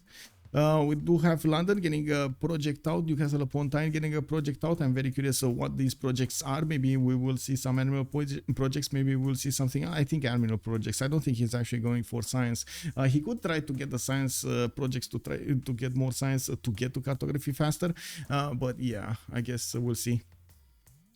Okay, so India keeps putting down his holy sites from each city that he's getting to settle, and of course building up his shrines and temples in them. He's gonna want to get as much faith as possible. He's already on 40 science, 66 culture, and 137 science, 137 faith. I mean, he's a little bit lower actually. Wait a second, that was a score screen or yields? He's 159 faith a turn on Jin, and we do have Nasus on 147. So Gandhi did manage to make right now generate more faith 8% than Nasus. Of course, Nasus does rely a lot on his relics. We didn't see if he did manage to pick up a relic earlier. Would be quite nice to see if Nasus did manage to pick up a free relic or something to add to his empire. And we do have also Hypatia being picked up by England, so that might have been why he was doing projects in the science screen, so he gets that extra library. The fact that he's on 40 science right now, he's giving himself a big advantage over his opponent Sivir, which is only on 21. The timing between them to discover cartography is going to be insane, and I'm pretty sure it's going to be a major advantage on Renekton to break his opponent down. Now we do see quite a few water mills coming up from the cities of Lubin and Warsaw. More of these industrial zones finishing up in the Indonesian cities. I gotta say, Indonesia didn't quite spread his cities around. He wants to go for the toll game, and we do need to see if Indonesia is going to want to be aggressive against his opponent on the other coast, England, which is at the moment locked in a war with Persia. We do see definitely better stats on Irelia, 62 and 63, but to be honest, he needs to figure out when he wants to go on the offense. Indonesia did get 2, 4, 6, 7 cities at the moment. He has space for another few ones, and we do need to see if he's going to clear that city-state on the water to his southwest. Now we do have Rome with that city valley trade that I have no idea what it's doing there. Does anybody know what that city is doing there in the middle of nowhere? To the west of Preslav? Wow, kick W. Anyway, now we do need to see how fast also Renekton is going to manage to get to his cartography. He was buttressed, 7 turns to buttress the last time we checked, but the last time we checked he also had a lot less science per turn, so definitely the numbers have changed over here to get to his cartography. He put where he could. Yeah, I mean he could to the south. I don't know what that one was doing there, but whatever. Anyway, we do have Rome actually not taking care of the Barkian to the south, and it looks like that Barkian started spawning horses, creating quite a bit of a problem over there.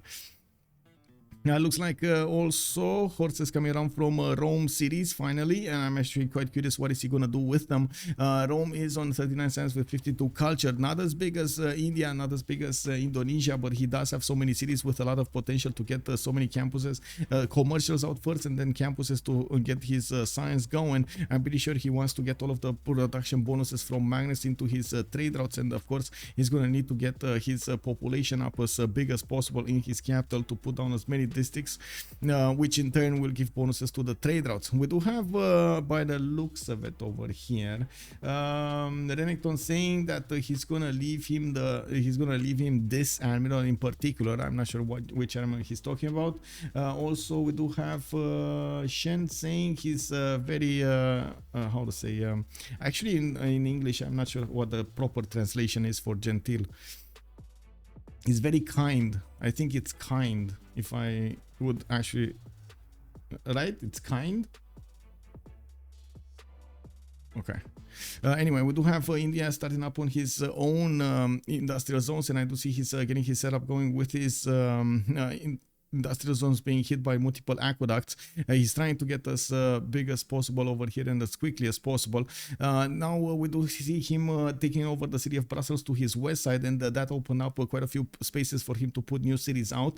There's a lot of flat land with no fresh water between him and Japan, while I do see Japan is moving towards the south here, not only taking Venice but also putting Sendai right in the face of Xi'an. We might actually see some aggression coming up from Japan against his opponent. It might be a way for him to come back into the game. Even though China is not going to be that big of a target, he's still going to get the benefits of extra cities over here. It's not like he has anything to lose at this point in the game. Okay, thank you. Also, Heli, hello there, sir. Barbarian striked again Rome. He lost a builder. I saw he did lose a builder. That is, I don't know, man, that's troubling. We do have China with an ability to get the war on Japan. Looks like he's not gonna sit still, and it looks like we do have Japan waking up the dragon over here in China. He's starting to chop as much as possible, and oh, look at this. He's doing what he should have been doing from the beginning now, getting those immortals going to shoot down Plymouth, and by the looks of it, we do have a war on the seas, but I'm pretty sure England is going to win this. We do have those immortals able to do quite a bit of damage against not only the city, but also some of the boats. They don't have that much strength on the ranged attacks, but they can shoot multiple times against a single target. by the looks of it, we do need to see if these immortals will actually have the opportunity to take down Primo. There's going to be walls going up in 3 turns, and even though yes, we will see quite a few shots against the walls, that's still going to stop them, slow them down from taking over the city center itself. We do have also London getting a few new projects, harbor shipping projects for the new admirals, and it looks like Sun Sin is going to be the next one, but a lot of them did get already locked out. It looks like Imerius on Indonesia, Rajendrakola on England, and we do have Indonesia with another one, and the fourth one I have no idea because the screen is moving too fast. Japan got Zenki over there, okay, and England probably a second one. It looks like we do have the prediction coming up over here. Gandhi is getting 33,000 points of your channel points. Rome is getting on the second spot 25,000. Somebody probably just put on him, especially after he saw the beginning over here. Poland 4,600, and we do have Indonesia on 8,000. Okay, actually it's 4,600, not 8,000, but anyway. It does look like also Lincoln is not moving anymore against his opponent, against China, while he's struggling to lick his wounds over there and repair his empire. We do need to see if he's gonna get enough strength to withstand the attack of Nasus. Nasus over here, I gotta say, he doesn't have an amazing amount of stats, only 41 or 37, but he's still 3 times bigger than Akali when it comes to the science acquirement. Not to mention the faith generation. Nasus is quite good.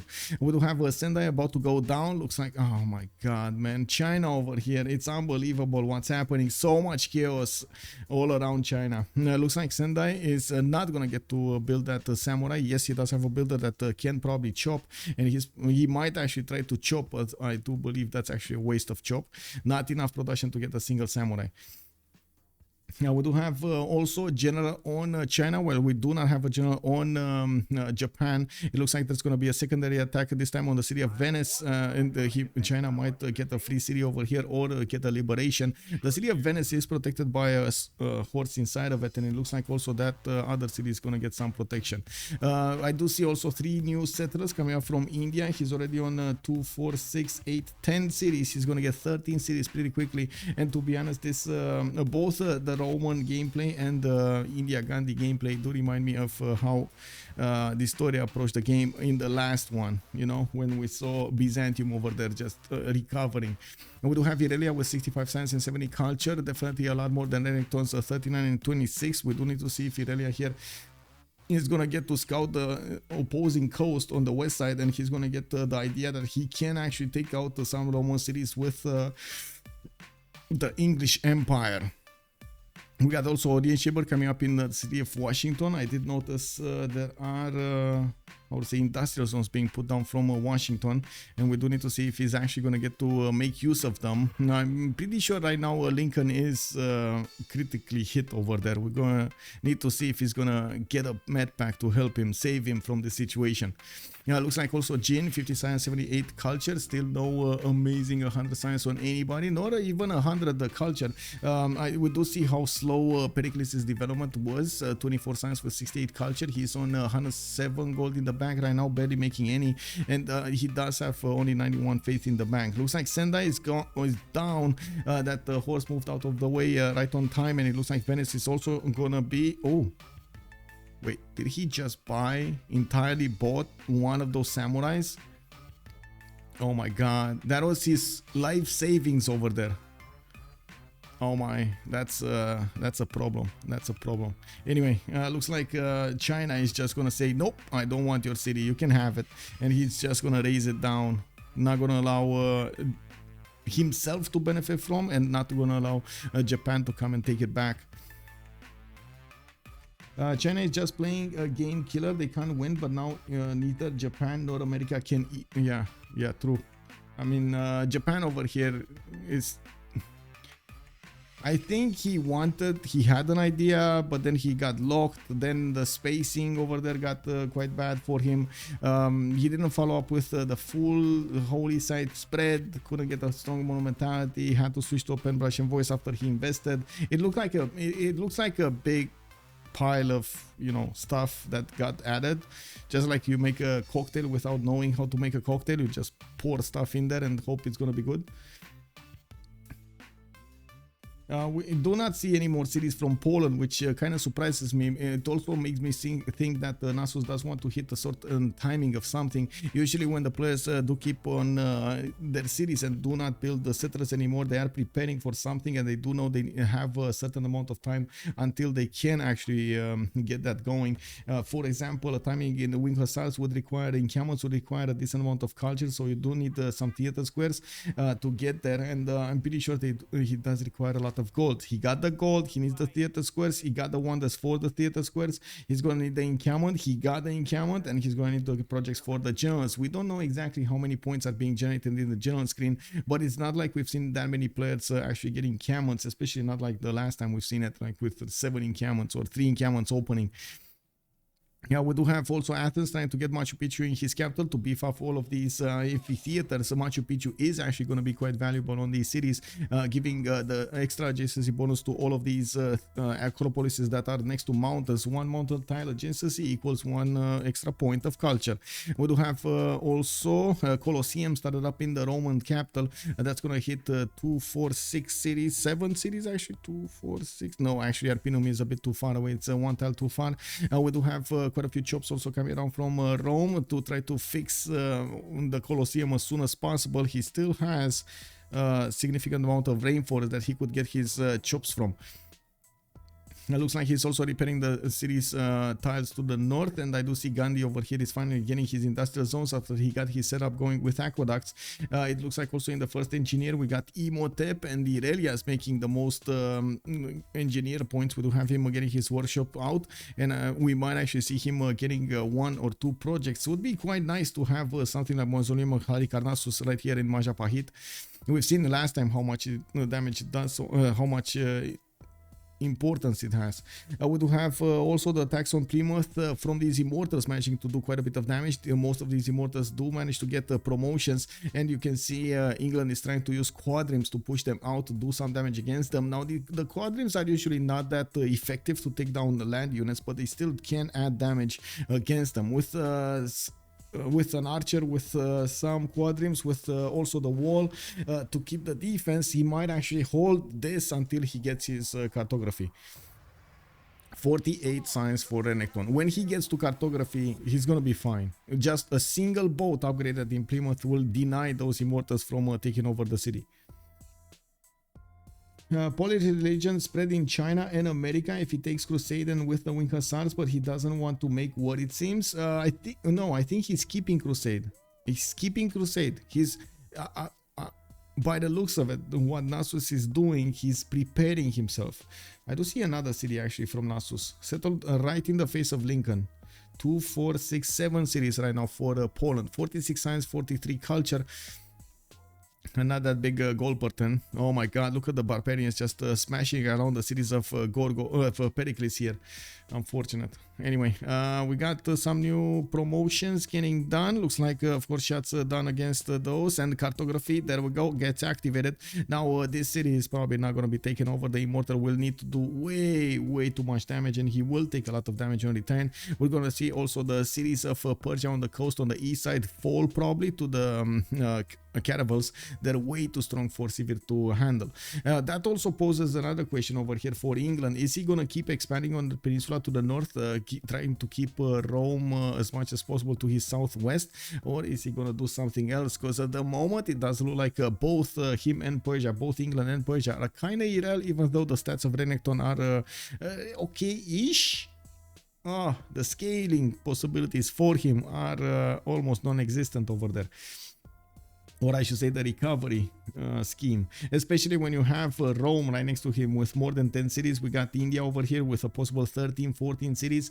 Yes, in the middle of the land on the west side, Indonesia is also quite big with already 2, 4, 6, 7 and a lot of production on him. You can imagine Japan is also trying to get bigger, but he has significant problems actually getting everything he wants. Belly on 33 science with 50 culture, and he's getting attacked, massively attacked over here by China. China is going to want to do as much damage as he can as he is in this game. He knows he's not actually gonna get this win anyway, so he's just gonna go for it. We do have samurais coming up from Fukuoka, which are gonna beef up the defenses over there. There was another war declaration being sent, but I have no idea who declared war against whom. We do have a builder. Oh, actually, there might have been peace between Lincoln and China, and now the war declaration has been sent again. Now we do have a Lincoln getting a builder, and he's probably gonna get a chop in that city. Philadelphia is flipping, but that's a single horse over there that is next to that city center. I'm pretty sure that's not enough. Now we do have a battering ram coming up from Cincinnati, where also victory did get established, and by the looks of it, okay, nothing is happening over here. And there's a few builders going around here from the cities of Indonesia. We do have a Bima settled next to Matotipila to also get a few interesting tiles. That's a very good campus, +4. Actually, no, that's a +6 campus coming around there. That could turn into a +7. Very nice, very nice. Sorry, +5 that can turn into a +6 kick. We do have Quadrims buys from Indonesia. I do have to point out Indonesia does have the ability to buy these boats with his faith in the bank, so it's quite important for Indonesia to have a decent amount of faith per turn. One of the good things is, of course, he is gonna get to use that to buy units and not spend the production. It looks like also the walls are getting hit a little bit more in the cities of England, but it doesn't look like they're managing to break that city's defense, especially since he cannot put it under siege, and well, these immortals only have a certain amount of hits every turn that they can do damage with. I'm pretty sure he's gonna need to get his Niter up, and he's gonna need to get frigates to handle all of that, or maybe some Sea Dogs. The Sea Dogs would actually be quite good in that situation. We do have also quite a few pillages in the lands of Japan over there, suffering quite a bit from the attack of China. I do see a lot of archers are coming out from the cities of Poland, and he's probably going to position most of them on the east side. The moment he didn't actually start pre-building his wing hussars, it's actually quite early. 48 science with 48 culture. He needs to get to reform church. That's going to take a while and a lot of culture, and that's what I said. He definitely needs 1 or 2 theater squares to get to that moment in time, in a good enough time. We do have also a lot of faith being banked up here on India. He's on 399 faith. We shouldn't be that far away from getting into the new era and seeing if they do have a golden age option or not, and of course that's going to be quite important for their ability to be competitive in the late game, in the long part of the game. We do need to see also if Rome over here is going to be aggressive against one of his neighbors. England is probably going to be his best choice to take out right next to him, while yes, he does have India to the northwest, Pericles to the west side. Both of them are going to be strong opponents, even though at the moment Pericles doesn't show it. I'm pretty sure he's going to get higher and higher. He does have 87 faith per turn, strong 127 production. Azir though is 232 production. We do have Jin 235 production with 300 faith a turn India. That's a 300 faith a turn India. You are 6, you are right, +4 for the reef, +1.5 from the coast, and 0.5 from the city center. Yeah, okay. Thank you, Rafifi, thank you. He doesn't want to war yet, but he will war eventually. He needs to war. I mean, that's his only choice of actually getting competitive in this game. If he does manage to take either China or America down, I think he's gonna secure himself probably the first 3 spots, or at least a chance to go for the first spot. I'm pretty sure Empire takeovers are gonna be a requirement over here, especially in the late game of this tournament, so we do see them getting the points on their side. We do have Oracle started up in Mumbai. Also see the Great Library has started up in the other city. Delhi is going to get his Grandmaster Chapel, and with 300 faith a turn, you can imagine how big this will be. Oh, thank you. Alex 2005's waist taken retained his knighthood for 3 months. Thank you for the great content. Oh, thank you so much, Alex 2005, man. Glad to serve, man. Glad to serve. It's an amazing time here. We do have Irelia with the most science in the game, actually, 88 science with 79 culture, 152 gold a turn. Irelia at the moment did not actually scout his western side, his western ocean. He definitely needs to get there to see that his opponent is managing to not only get to cartography but also overwhelm an opponent's empire over here with the navy. Irelia is definitely in trouble. He only has 7 cities with 49 population, while Renekton is on 3 and 24. Well, he definitely has the bigger stick. And America got the city raised. America got the city raised. Oh, right, at the beginning. Right, he did get, yeah. Hitbox, welcome, sir. I just came back. What happened with the city stole by America? It has been retaken. Oh, yes, it did get retaken. Then Chinese army did keep pushing forward. They took another city from America and then they retreated. So I think actually America was the one hurt the most out of this. Because to be honest, well, China, it is what it is, man. 9 science, 10 culture. He's only managing to use his classical units to smash his opponents, and he's trying to do his best to be a chaotic, how to say, element in the game. Chaotic element, I should say, right? It's true, it's strange to put it inland. Yeah, the 2-tile mausoleum at level 1 placement. Okay. Give me a second over here because man, it's getting hot in here.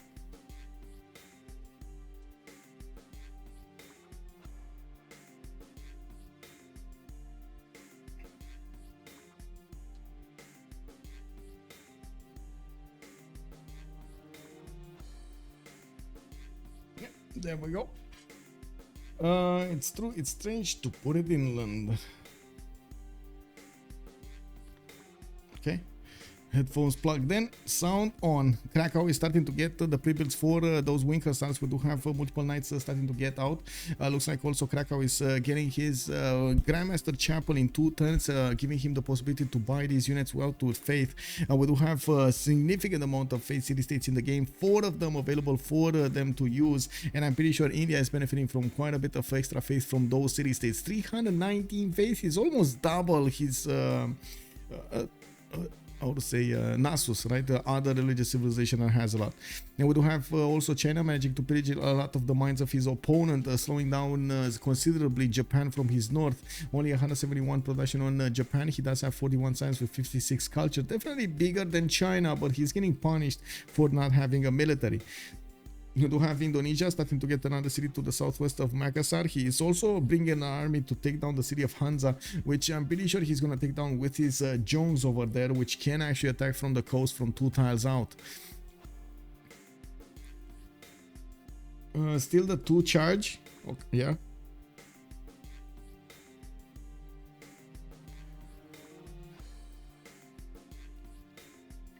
Okay, industrial zone setup coming up from Rome. We do have Persia still trying to take down the city of Plymouth, promoting and repositioning his immortals every turn. It looks like the walls are about to go down. He did manage to slow down the attack of England into the city of Zranka anyway, and it looks like one of the galleys of England is gonna pillage that harbor over there in the northern city. Zranka, yes, walls are up. That's only gonna slow down, is not gonna stop the attack.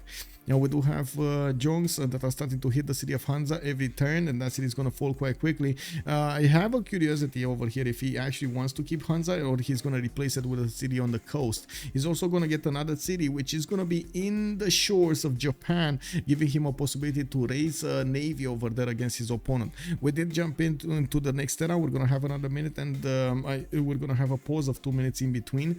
I do have to point out that Indonesia did switch to a free inquiry golden age this time. He's 116 science and 45 culture. We do have Jin, I think Pembrasian voice with 92 science and 114, but to be honest, that could be a monumentality anyway.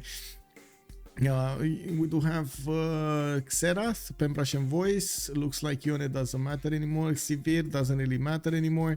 Okay, what do we have here? Shen, did Shen get a golden age? I don't see him getting divine right, so he might have not gotten a golden age, to be honest. Hello, era score maybe? Click era score? No? Okay.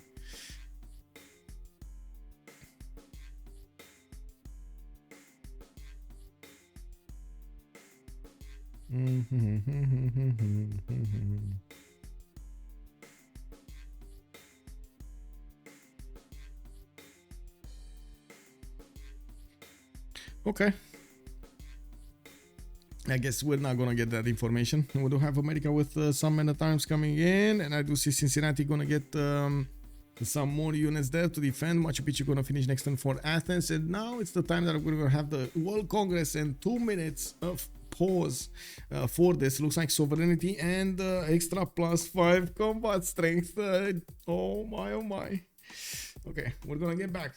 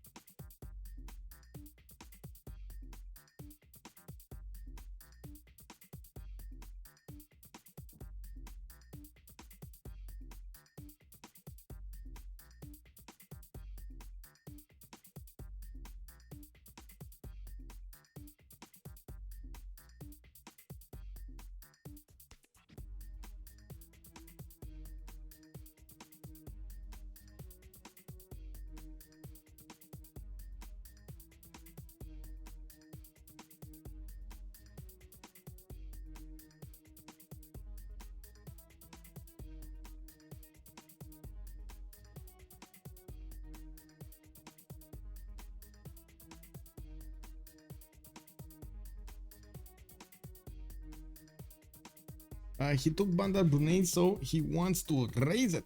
Oh, he already has Bandar Brunei from the north, and you're saying he wants to raise that city. So that's why he's bringing a new settler. You're talking about Indonesia, right? Yeah, probably. Okay, so okay, let's see. We do have Lincoln actually that did not manage to get his golden age. That's the only one that I could see quickly. It looks like China with Persia did not manage to make it, and there was another one there that I missed its icon. Now we do have the next up coming attack against Plymouth, and it looks like the walls are about to go down here. Catapult is coming in, and it's going to help out with the offense.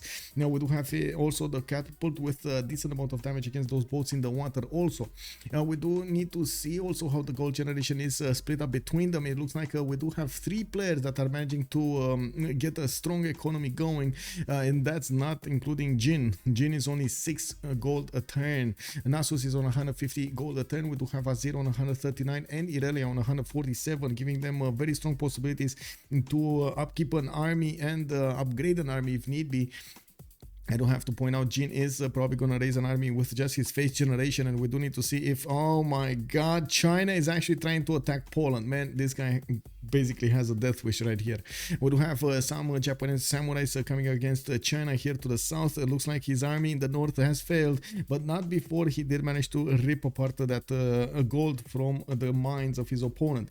Now we do have also a general about to be recruited here in Poland, and I'm pretty sure he does want his wing hussars. Where is he?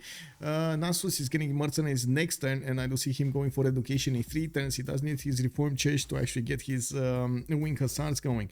I do see multiple heavy chariots coming out from his city, so I'm pretty sure he's gonna gear up for war, and I'm pretty sure China is gonna be the first target. That's the weakest of the two between China and America. It's gonna be easier to take out those 3 Chinese cities and put some connection cities in the meantime, so you get some extra loyalty. If you are surrounded by enemies, you can advance in every direction. Not Chun Tzu, yeah. Yeah, this is the new China, the new China. Also, China wants out as fast as possible, so they are just poking around every bear there is. Yeah. Oh my god, I can imagine in real life how that would look like. Oh no.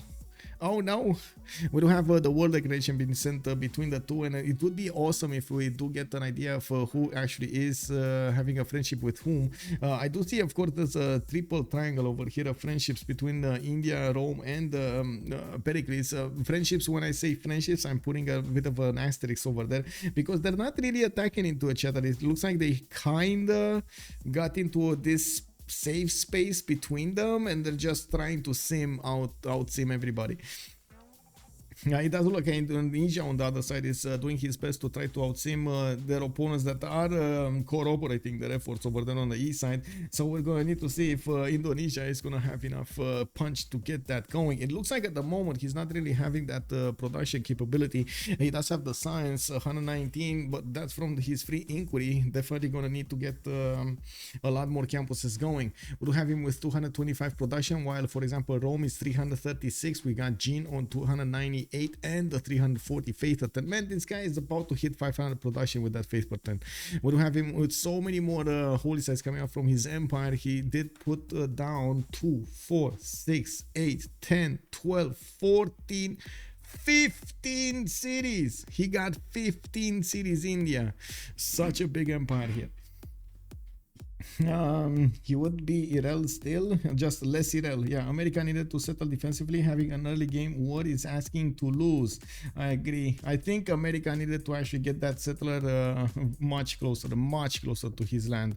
I don't know why he got that greedy. If he didn't follow up, check this out. If he would have wanted to follow up with an attack on China, that would have required basically getting horses out, being the first one to get the horses out and send them on their way to not only help defend the 406 that you place, but also help take out your opponent. That I totally would have understood, and it would have probably guaranteed America another at least one city, the capital city of China. But he didn't do that. He said, okay, I crippled my opponent. Okay, I'm gonna have a bit of more time for myself. I'm gonna get some commercials down. I'm gonna get some campuses down, and that just came back to haunt him. Just just needed a Chinese name to attach, not to. Oh, I see. India is going to win almost surely. His stats are way too good. Well, right now he's on 131 science and 132 culture. We do have him with 1,000 faith in the bank, and it looks like we do have actually some American units starting to move from the east side. It looks like they will get a pincer movement on the Chinese units.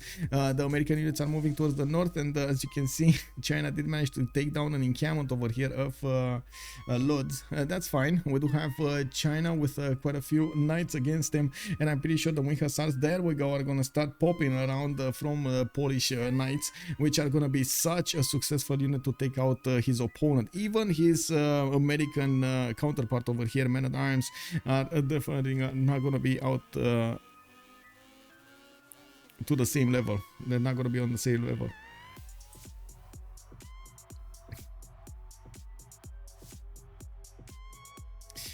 Oh well. I do see Rome did manage to get an extra trade route merchant. We do have Poland about to get Rajat Mar. He's going to get some extra gold from his internals, even though I'm pretty sure he's starting to switch to externals to Indonesia so they can get that juicy gold. And India over here doesn't actually have ways to trade with an ally, potential friendship or something on the coast. He's going to need to rely on inland trade routes, and it does look like we got some of them, some Japanese trade routes going to Indonesia. Did I see that correctly? Japan is sending, or was that no, those were Polish trade routes. They must have been. Oh my god, look at this. Look at this. It looks like that one city, Barus, is actually gonna get the navy out right in the face of Japan, and Japan is not smelling the danger. Oh my god, this is gonna be amazing. This is gonna be amazing. And the Polish crusade, yeah, Flippy, he did it, man. Bartolomeo, the armies in this game are so much smaller than in the prior game. Yeah, they still do a lot of damage. This is an all-out war, yes, everywhere. We got a war everywhere. I'm actually surprised we don't see Azir trying to flex against England, to be honest. Like, I have no idea how he wanted peace over there, even though English cities would be quite juicy towards the northeast. He probably is going to let England finish the job on Persia and then take over both empires there. We do have England on 73 science with 26 culture. Does look like he actually kept a free inquiry over there on his side or something, because oh my god. Looks like also Ibn Khaldun got picked up by India. Indonesia will have enough points for the next one. Rome did manage to get two of these great merchants with extra trade routes, by the way, and looks like another artist on Pericles. Okay.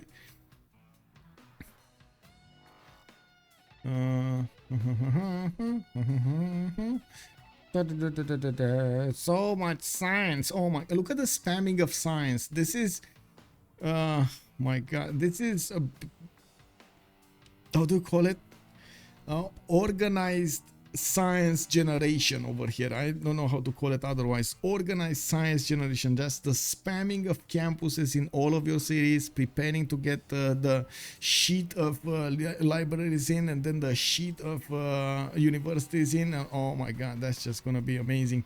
We do need to see how fast Gene over there is gonna scale, but it looks terrible for his opponents. I gotta say, Gene over here might actually be in another monumentality golden age by the amount of builders he's buying over there.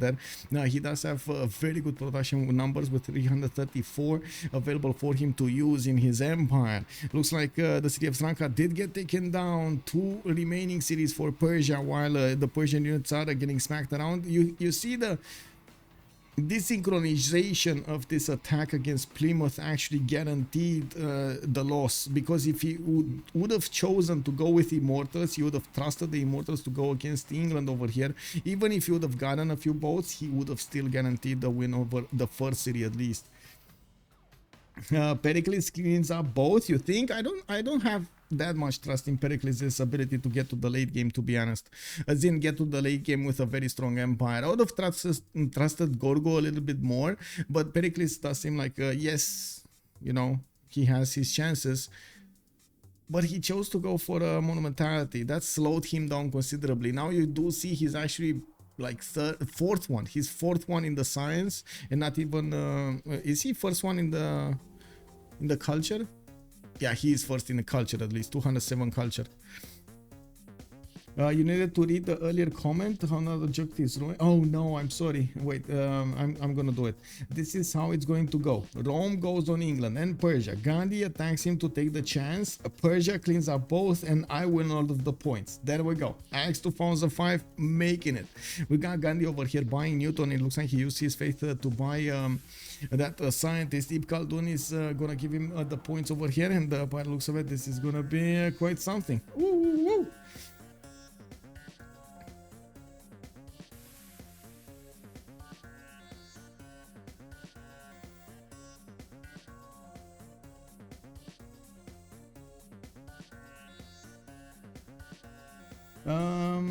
Voting Persia wasn't even an option. You need to yeah, Persia I don't think was an option. Yeah, I mean, he's not getting anywhere, is he? We do have the Wing Hussars getting on the borders of King Shi, and it looks like he's gonna smash through those cities quite quickly.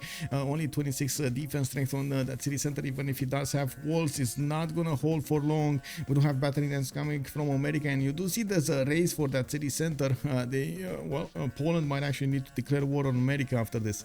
We do have quite a few more of these campuses coming around from the Indian cities, and I'm pretty sure in the next few turns we're gonna see him pop over 200 science. He did manage to recruit Newton and Happy Scientist. I didn't see him get Colosseum, though. I'm pretty sure that got built in a Roman territory. Japan will take Philly from China. So Japan takes Philly from China. We do have his capital being taken, his second city actually being taken down soon, and his capital is gonna fall very quickly.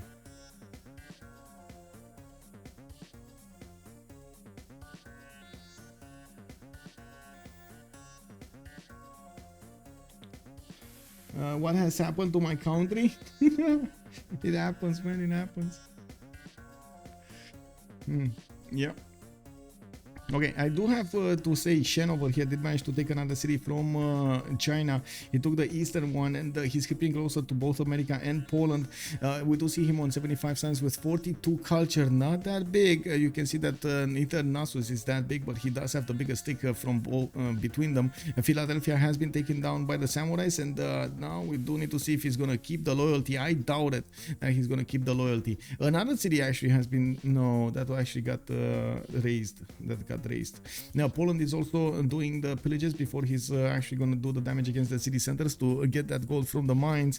We do have Cincinnati with a relative, oh, there we go, we got a war declaration being sent between Poland and America, and now America's men-at-arms are going to be caught off position over here trying to go against Guangzhou and take another city from his opponent. That's not going to happen. The Polish wing hussars are probably going to be the ones that are going to win the day on the battlefield.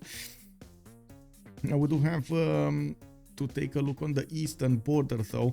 Xerath over here to the south of India did manage to get 110 science with 217 culture, 124 faith a turn only, but he does have a decent amount of gold per turn also. We do have the boats of Indonesia starting to bear down on the cities of his opponent of Japan. We're going to see the war declaration being sent soon, and I do have to point out this is not a big navy. We only have 2 of these jongs and one single caravel to take out cities. Not that big, not that big. Well, at least the jongs are escorted, so he gets that extra +5 against his targets. That's going to be important, and I'm pretty sure he's going to get the opportunity to pillage some of these traders in the water. Can Japan see those boats in the water? No, he does not. He only has like 1 extra tile of vision over his border, like next to his border, and because he doesn't have caravels, he cannot see the same range as the caravels or the boats of Indonesia. You can see he's actually going for the head. He's going for Kyoto. Oh my god, he's going for the head. He's gonna snipe headshot over here, Japan. That's going to take out his government plaza that does have, I think, audience chamber and intelligence agency, if I saw correctly the buildings.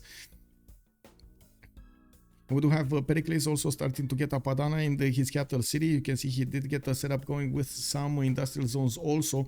He's right now on a 217 production only, which doesn't actually give him a very strong chance to get to the late game. Well, he's still going to have a lot of culture to work with, so maybe mobilization early might save him from Rome. Rome over here next to him already on 190 science and 150 culture. He does have 200 gold per turn and 426 production, and that number is just going up. I'm pretty sure Rome will want to grid out industrialization before he does anything else. Now we do have quite a few trade routes exposed over here in the borders of Kyoto. These 2 jongs and the caravel are waiting to get the attack going against that capital city of Kyoto, and we do need to see if Indonesia is going to keep on buying and bringing boats on the front line. Only has 37 faith a turn to actually acquire the faith to buy enough for a boat. We're going to need to see if this is going to go.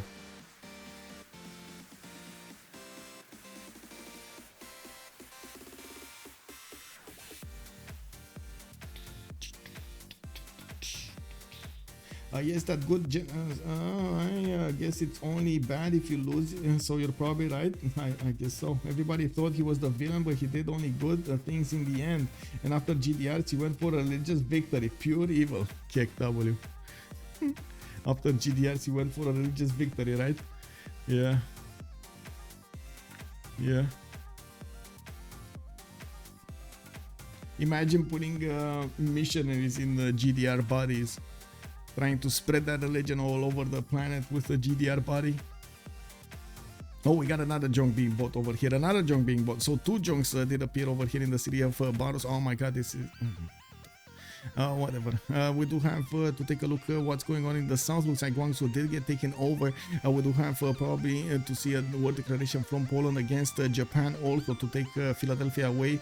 There are a lot of wing hussars going directly against his opponent over there, Lincoln, and I do see the boats of Indonesia still did not move. I'm pretty sure it's going to be a last move, first move for maneuver, so he can actually take this city down. I don't think he can do it without this. Now we do also see quite a few granaries also coming in. Fukuoka over. Oh my god, he's building granaries while his cities are falling. And while Trader did get taken down, John gets in. He can start shooting Kyoto down, and let's see the damage. Yeah, there we go. Half HP. We're gonna see that city down next turn. I think at this point is Japan is thinking, what am I doing with my life? It is what it is. Imagine winning a religious victory in a multiplayer with Byzantium, just actually accidentally win. Yeah.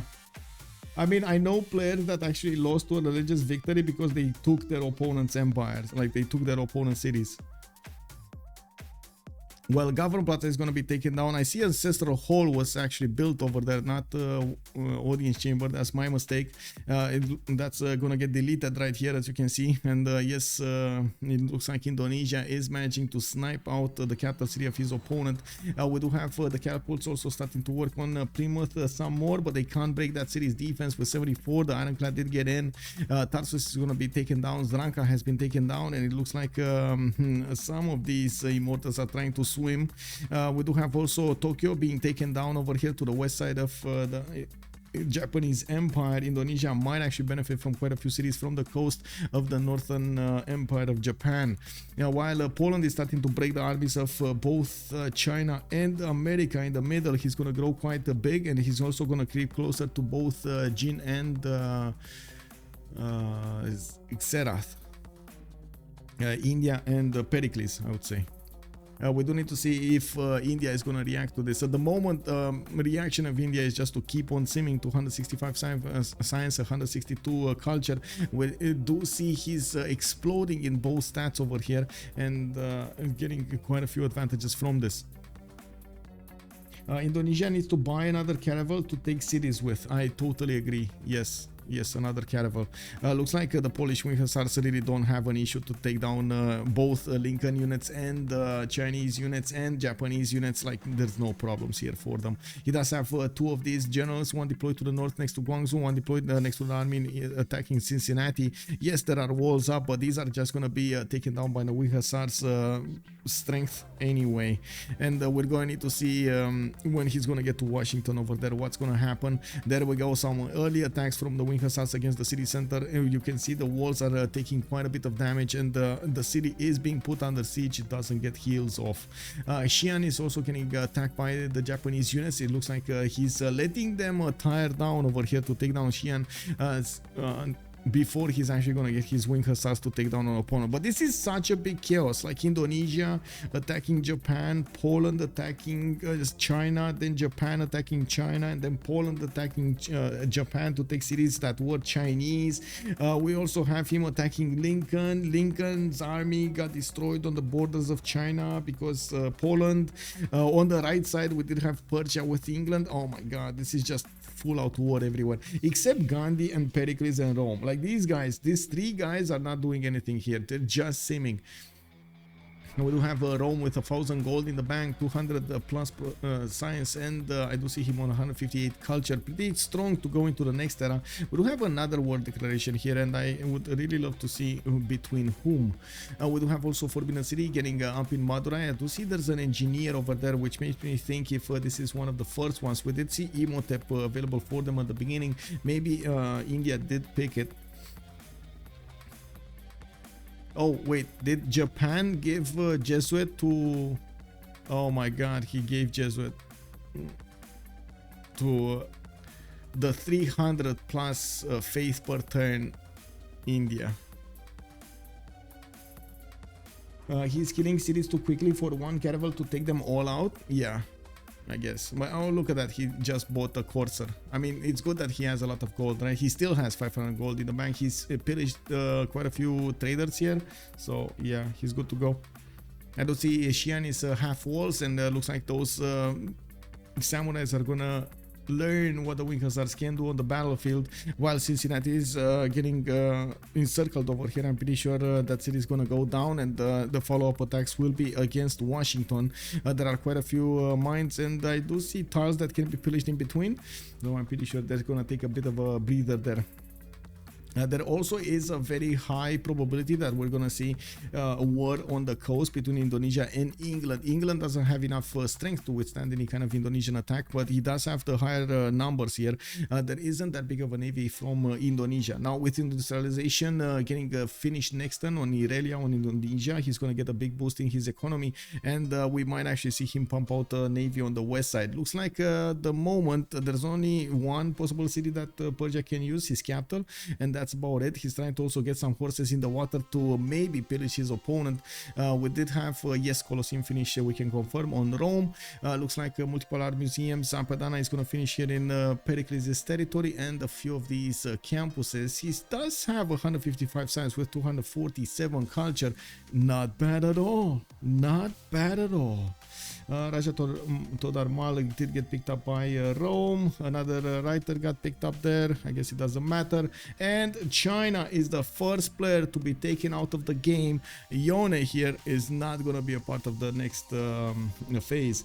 And we do have Japan also being split up in his territory. He has another two coasters that are going to fall quite quickly. Tokyo, for example, is about to go down, while I'm pretty sure his city to the southwest is also going to be taken down. So many factories are getting into the cities of India, trying to get us as productive as possible. And we do have commercials also coming up in Agra, and I do see a Forbidden City in Madurai. We'll see how this develops here.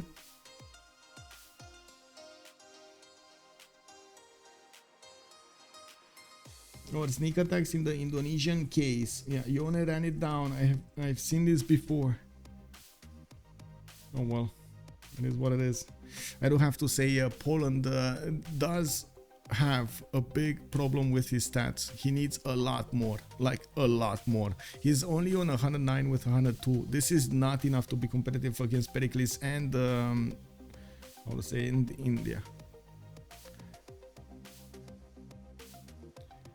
Malm, what is he Malm watching? Okay, let's see. Oh my god, finally it's not that jerky. It's okay. We got more universities coming around from the cities of Rome. It looks like there's a significant fit from England also on the east side, but he's going to have trouble upgrading all of those boats in what he needs. It's a good thing that Indonesia is not bearing down on him, because I'm pretty sure he would be in trouble right now. We do have also so many of these industrial zones showing up in the Indian cities, while Japan will have a major problem. His cities are falling, his initial cities are falling, and he's left alone with only inland. I'm pretty sure Poland is probably going to take the inland cities anyway, and he's going to clean up America next to him to the east side. At the same time, there are so many wing stars starting to explode from the cities of Poland over here. There's a very low possibility his opponents are going to withstand this. The city of Washington is not actually converted to the religion of Poland here. He does have an apostle with him, so I'm pretty sure he's going to want to pressure that crusade in, so he gets the extra +5 points. What happens when the sub goal is 300 is reached, Bartolomeo? Well, first of all, I'm going to be extremely happy, and second of all, I was meaning to increase it with another 50 if I reach 300, and when I do get to like 400, I do want to organize giveaways, but at the moment, I guess it's a ongoing process. I would love to get more. I mean, I would love to actually go for the Partner Plus program, which requires me to actually have like 350 recurring or something like that for 400 recurring, which would be the goal. That's need to build myself, so because this is my job, I need to build myself a salary, basically. I get something to eat. That was one of the reasons I actually wanted to try to diversify a little bit with Escape from Tarkov, so I could add a few more hours to the stream, but unfortunately I don't think mixing games with cast is a good idea, especially since most of the cast do end up very late in very late in the day. But anyway, I'm gonna see what I can do. Maybe some YouTube videos, maybe I can help there, maybe we're gonna see some tournaments. I did no, I have some ideas, we'll see. Anyway, we do have to take a look if Poland over here is actually going to finish off all of the Japanese cities. He only has a few wing hussars going to the northeast there, and I do see Washington is already getting the treatment of those wing hussars, and the Apostle did get next to it, so I'm pretty sure he's going to start spreading that religion. Walls are going up in all of the cities of America, so he will try to slow this down. Fukuoka is also going to be taken care of. The walls are down, and even if there is a samurai getting up, it's no problem. You can cast Paradox games. It usually gets audience. Yeah, I mean, you know, it is what it is. I don't think it's a problem with audience, even if Escape from Tarkov, for example, it have low audience. It's basically a new how to say, a new game for me, so I'm pretty sure I do need to keep on streaming it if I want to.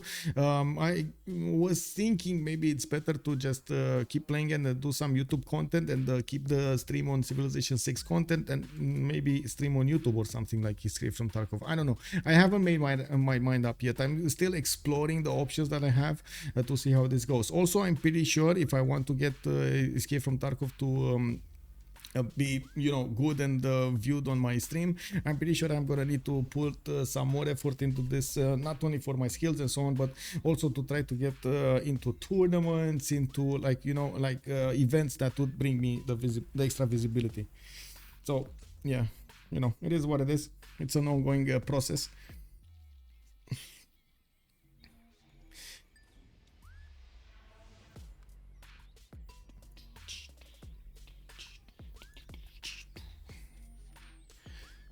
Okay, so Citrus coming up from York. Looks like he's gonna try to get somewhere.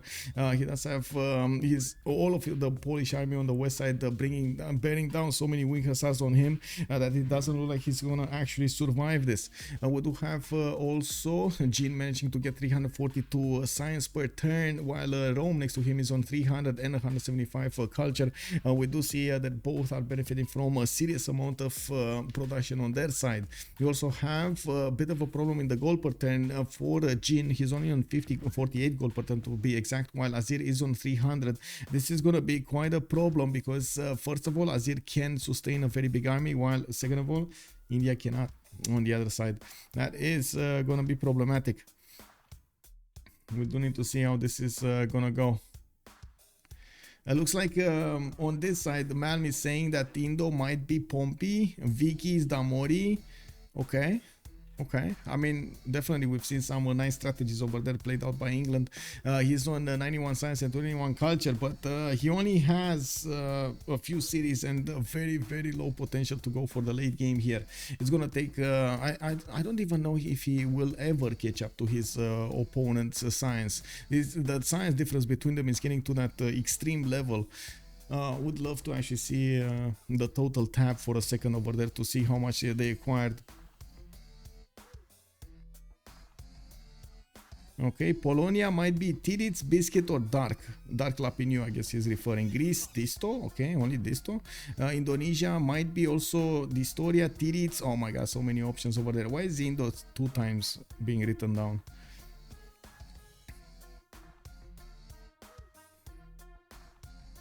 It is unbelievable how long Plymouth has taken the shots from those catapults, just spit them out right back at his opponents. Let's see what we have here. Okay, Indonesia did manage to get some walls in Kyoto. He's going to defend himself against the samurais, but still going to bleed some gold.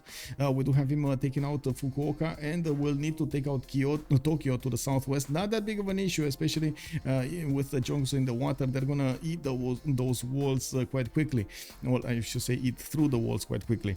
We do need to see him follow up with attacks against Okayama and the 3 other cities that are inland of Japan, with one of them being taken out, Venice, by Poland. He might actually liberate that city. I'm actually curious what Nasus is gonna do here. 1500 military points on Nasus. We do have so much also gold in his side. He's pillaging as much territory as he can get his hoofs on, and trying to use those resources into getting his empire better, trying to get more libraries, trying to get more units upgraded, trying to buy maybe builders and so on and so forth. Would actually love to see what kind of golden age he's in.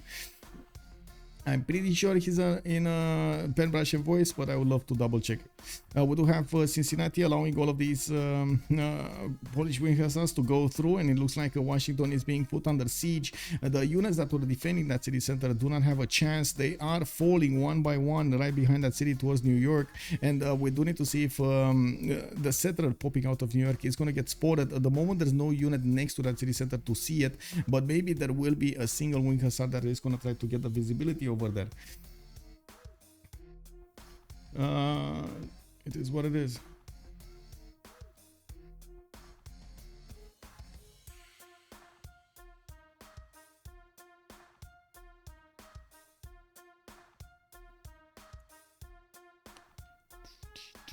Okay, oh, England did upgrade a few boats, and it looks like he's sending them towards the east side. He might be sending them to scout towards the other area. I don't think he actually knows about the Indonesian Empire over there, but I'm pretty sure he knows about Indonesia's empire success. Well, we do have a few of these caravels with a decent amount of promotions on them. We do have a few caravels also from Indonesia on the western side of his cities, and yes, he's getting a few more jongs. In a 1 versus 1 fight, it should be Indonesia that should come out on top if he has enough of these jongs.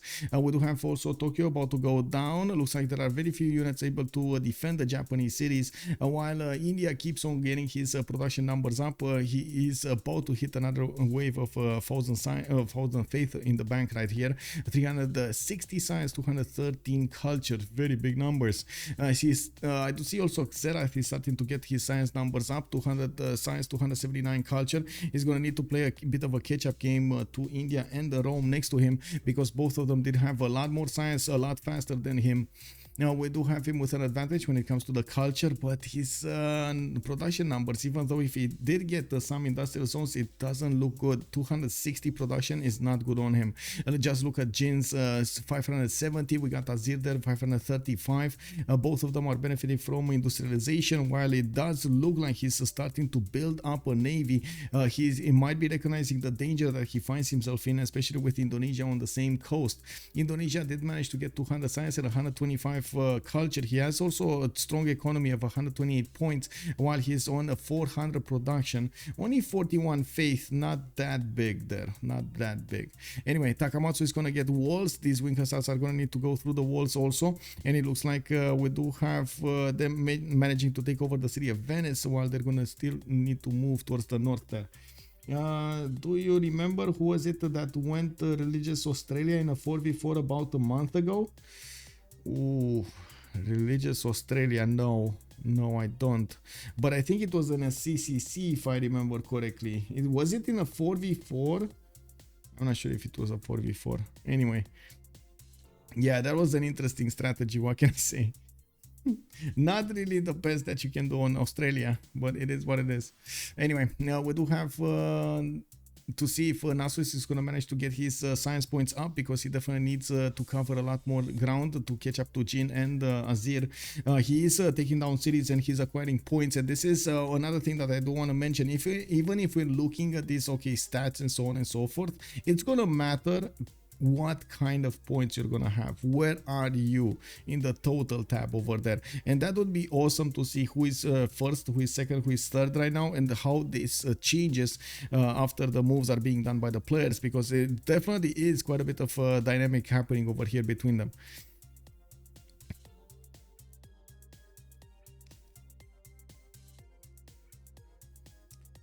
Flippy, oh, I just watched that game on YouTube. That Australia was very lost in the lol. It's lost. Kick W, man. Do you know who was playing Australia? I think it's in the movie, by the way. If Flippy still has it in his history, he should check the description. I'm pretty sure I wrote down who was Australia. I usually do write down who is who in the games, like who has been playing what civilization. Okay. Looks like Pericles is allied with Rome. Not Gandhi. He's allied with Rome, not Gandhi. Okay, so that's how the triple setup is working here. Also notice Washington has been taken down. We do have Boland managing to take the capital city of his opponent, his next door neighbor, down, and he's going to need to follow up his attacks on another 3 cities, and then it looks like he's going to knock on the borders of both Greece and India. He's also going towards the north over there to take over the remaining cities of Shen of Japan. I'm actually a bit surprised we didn't see Tokyo fall by now. I do still see the Japanese cities on the southwestern border of the former Japanese cities. Flippy, can you please check? I'm really curious to see if that player is in the game. Yeah. No, I'm pretty sure he's not in the game. I'm pretty sure Alex 2005, he's not in the game. We do have rule value also coming up from Mumbai, adding to his production numbers over there. He's going to get another extra production point on each of his mines and more production in total in the city of Mumbai, proportionally to what he's doing right now. He did get earlier Forbidden City, allowing him to work another wildcard policy card. And I do see, looking at the invasion over here of New York, they did get an eye on that settler. They're not going to allow, he's not going to allow America over here to get out. It looks like he took another city actually. Wait, he took another city. The one in the southeast of his capital, he took another city. America only has 2 cities remaining. So just like that, we only have 1, 2, 3, 4, 5 players basically in the game competing for the first place. Yes, there is some England action going around, like Renekton over there is trying to be some sort of, trying naval power, but he's not really getting there. Not really getting there, unfortunately.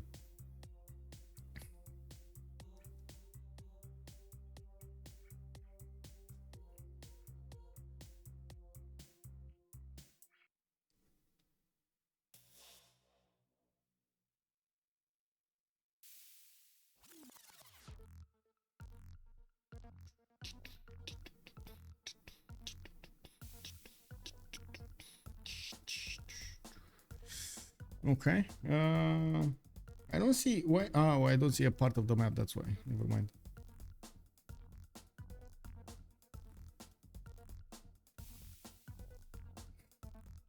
Yeah, looks like England has taken some knights over there and will actually send them towards the city of Passagarde. That city is gonna fall if it doesn't actually get walls up, and it looks like it's gonna fall. So yeah, there we go. The win on Persia, it's gonna happen. All of these units are gonna get deleted. Looks like we do have Renekton managing to win the day against his next door opponent. To be honest, yeah, it is what it is. And it's just before the city of Plymouth is going to be taken down. It is what it is. He's going to save it. And no city has fallen from England. But still, he suffered so much in the game because of this war between them. Suvorov near bird. Alex 2000. Okay, Suvorov near bird. Okay. Got it. Looks like horse needs to get out. Is he gonna manage to do the first moves? He's probably worried about the first moves.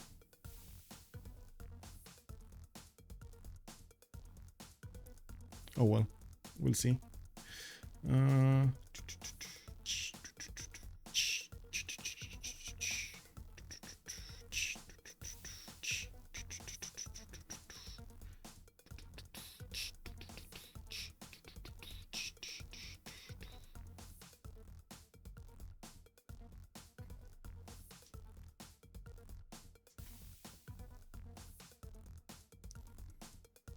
Well, oh, Poland did take another city away from Japan. I do see in Japan is on 4 cities over there, and he just lost another one down to 3 cities. Indonesia did manage to get that Tokyo city. We do have also India stopping his expansions. He did get to so many cities. We lost count a long time ago. Passagarde is about to go down. Another player is going to be taken down from the game. And we do need to see also what Poland is going to do against Pericles and India over there, because there's definitely going to be an issue.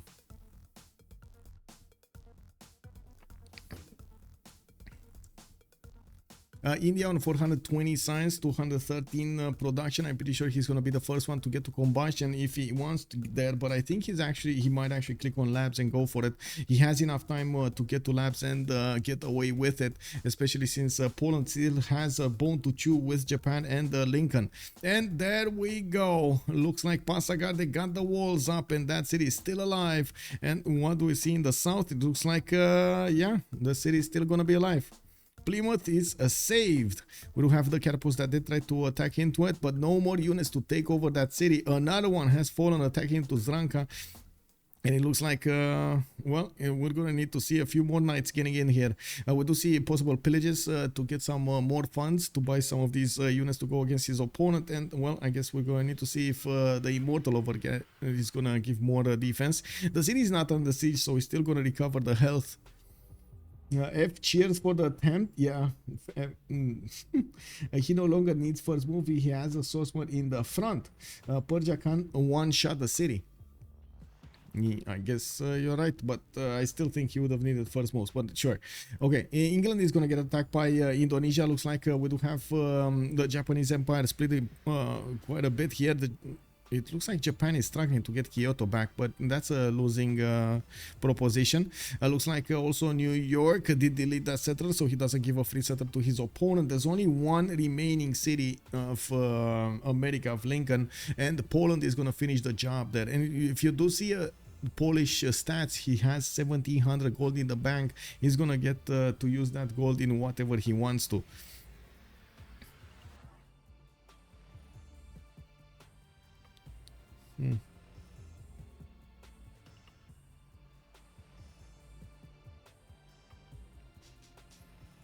Okay, I do see coal power plants starting up in a lot of the cities of India. That means he's going to get a big boost in his production per turn. Would love to actually see how much coal he has per turn. How many tiles. Two remaining cities of Japan. Another two players are going to be taken out. Three players. So three players are going to die here quite quickly. America with Severe, with Persia, and then Japan are all three taken down. There's going to be a matchup of the giants over here with Pericles needing to get some units on the west side. We do need to see also India raise an army. It's going to be very easy for India's faith percent to get an army out. I think the biggest problem is his economy rather than anything else. We do need to see if he's going to get to fix that problem somehow. I do have to point out on the east side, we do have England with a possible Roman fleet as well. Azir did put boats in the water, caravels and frigates alike, or I should say quadrims alike. He might actually do a 2 versus 1 war against Indonesia on the eastern side over here when Indonesian boats get closer. I'm pretty sure Rome is aware that if Indonesia starts to break the defenses of England, his cities are going to be the next ones. And looks like Buffalo did get settled in the south over here. There was an extra settler moved over, and looks like, yeah, well, America is going to stay in for the next, for a few more turns. It is what it is. Is there a race for Rule Valley? I didn't see one. I think it already got finished actually. Who was it? India was building it? I think India was building it. Was it India or was it Indonesia? Oh, that's a hard one actually. Was it India or Indonesia? I know I saw it somewhere. I'm pretty sure it wasn't Poland though. No. Anyway, other question. India and Rome. Okay. India and Rome.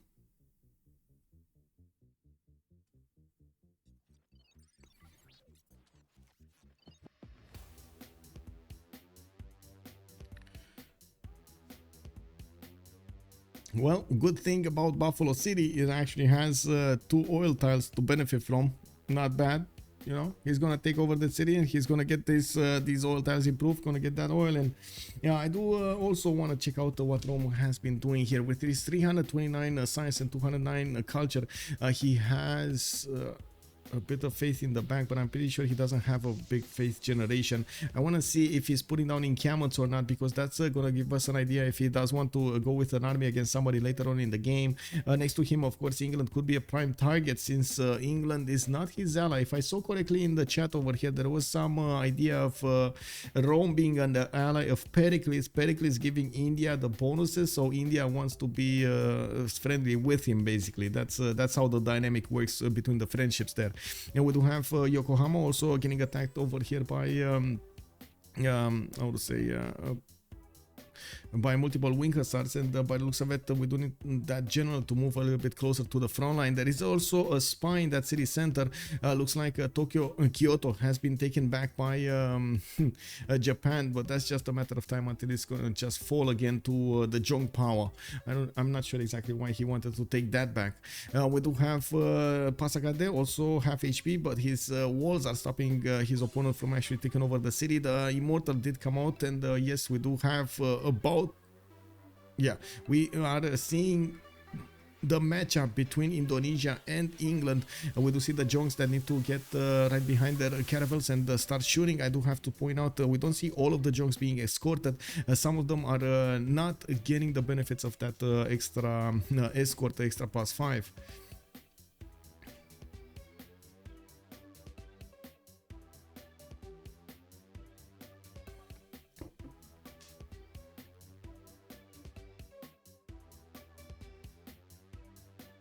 Okay. Oh, that's an insane amount of gold, by the way, on Nasus. 2200 gold points. 2200 gold points. Insane. Anyway, I'm pretty sure Lincoln is just gonna go down. It's a matter of time. We also see Yokohama is yes getting defended by furiously strong samurais here.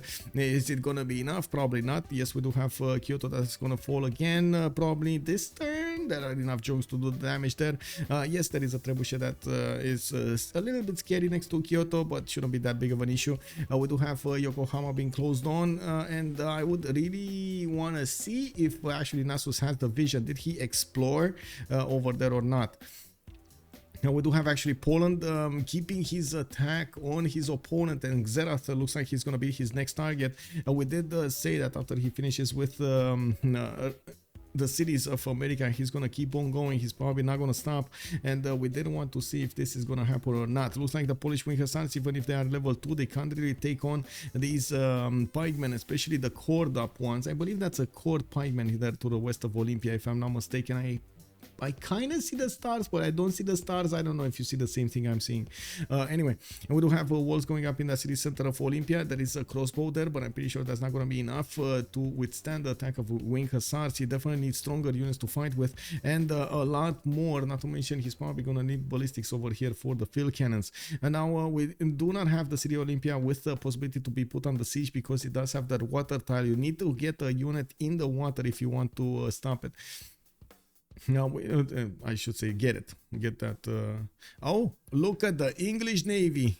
I think Indonesia underestimated a little bit his opponent over here, and the English Navy is managing to get so many boats down from Indonesia. He caught him in a trap over here, and Indonesia did go in with half of his navy instead of waiting for all of his boats to get out. Of course, having England doing the wars from the beginning of the game did give him a serious advantage when it came down to his experience points. Looks like they did trade 2 boats for 3 boats, and this is not looking good. 3 boats for 4. Oh my god. 1 boat for 4 boats. This is not good. England is just taking it down.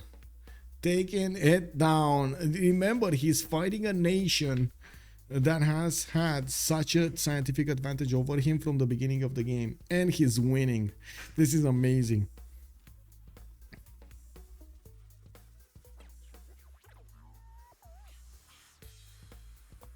Now, India already has the bonuses from Persia. They no longer need Persia. Yeah, that's true.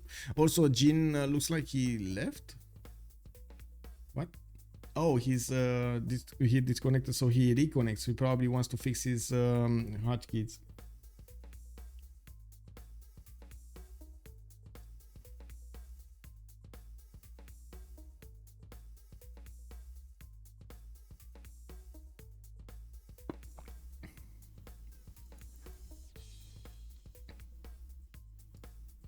Oh well, we'll see.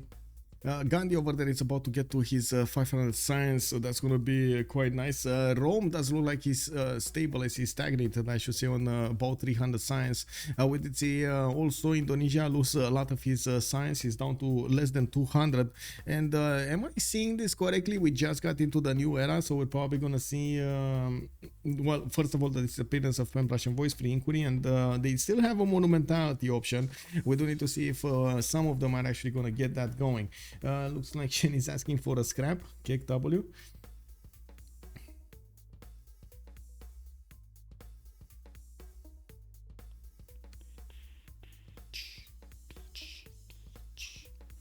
Does he even have a city? Wait, whom? Why do I keep quoting Pericles Persia? I don't know. Oh, Kin died. Kinshi died. Yeah, he's dead. He's totally dead. He got wiped off clean. Looks like a few more Indonesian boats are coming out to the party over here, and they do need to settle the score with England. It does seem like he has significant issues to take out the English Navy. Even if Remington only has 83 signs, well, his boat count was quite high.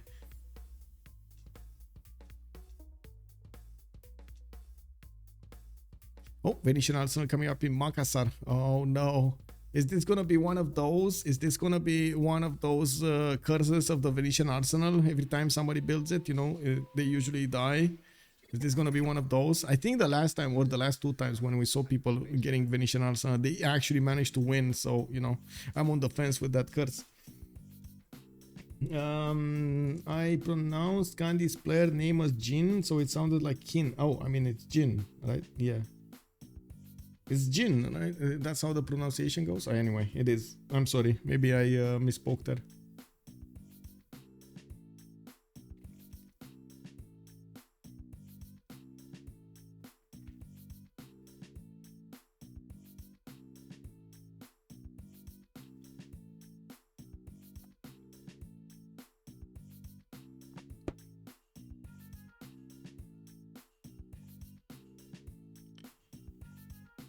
Yes, it is. Okay, thank you.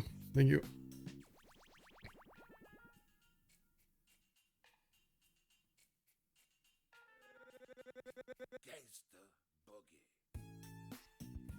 Wait, is this actually a problem? No.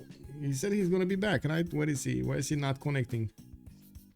Oh, Jin did connect. And he didn't put a plus in. So he's... Oh, Jin put a plus in. So what are we waiting? We're also gonna have like a pause of 2 minutes whenever this Congress is gonna start. This is the turn of the Congress, so yeah. Okay, we got people putting the plus in for the start over.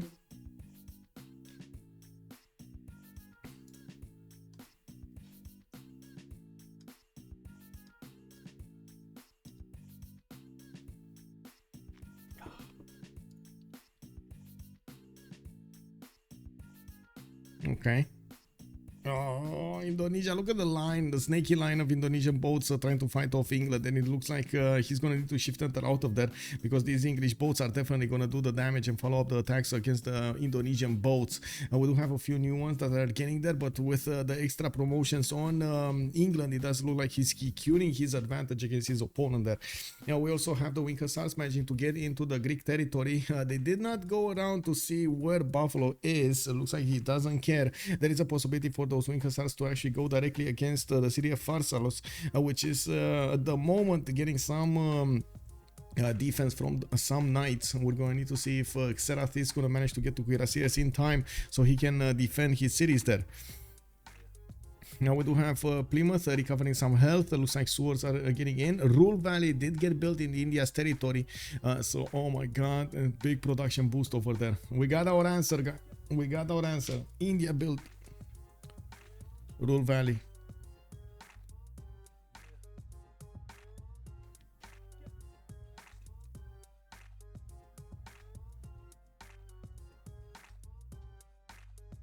Sorry about that. Okay. Oh, melee actually has the +5. Okay. So, or -5. I didn't catch his +5 or -5. Anyway, we do have Olympia getting his walls up. The Wing Hussars actually lose quite a bit of health on them. With only knights defending the city of Pharsalos, it does look like it's going to be Swiss cheese to go through. And we do have Buffalo trying to get another settler going. I mean, it's fine. I don't think it matters if actually America is going to stay alive or not. And that's actually why Poland is not getting us, you know, his view around this. It's not like in a 4v4 that you keep the military alliance alive or something. This is just not gonna matter. He's just there. Yeah, he could just get out if he wants to, but I guess he wants to stay in.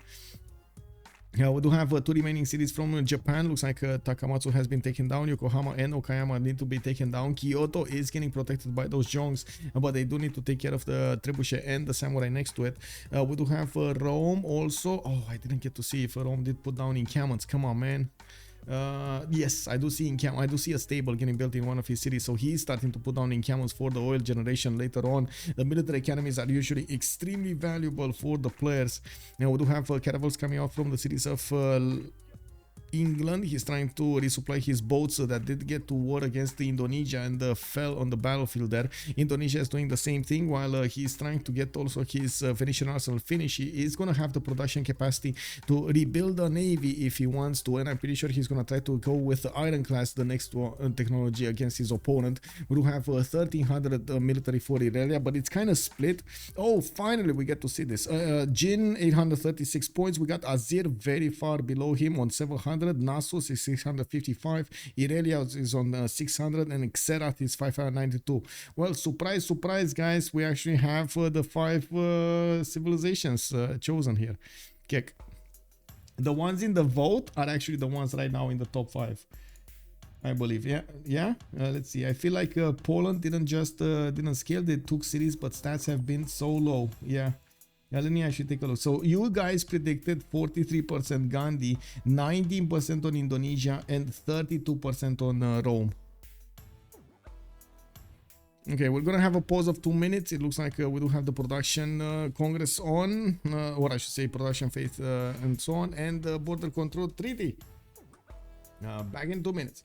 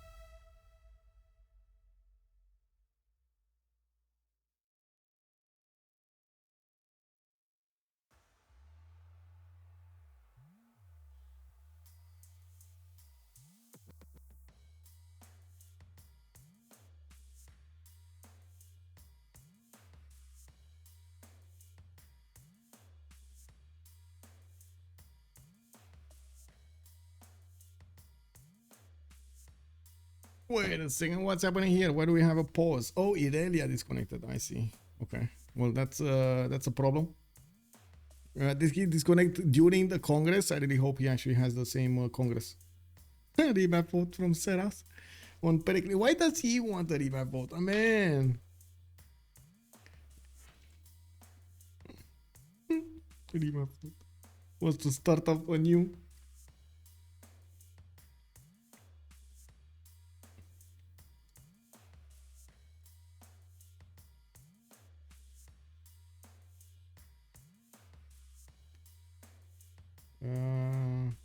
Jenny saying he had a technical? He lost multiple series before 10-100. Kick. Of course, Pericles wants a remap vote. Everybody but India wants a remap vote. Yeah, probably. Yeah, probably. I mean, to be honest, Rome is in a relatively good spot. Yeah, Pericles also has a good spot, so I'm not sure why he's complaining. But I would definitely say India being in the game is a much worse event for him than the map layout.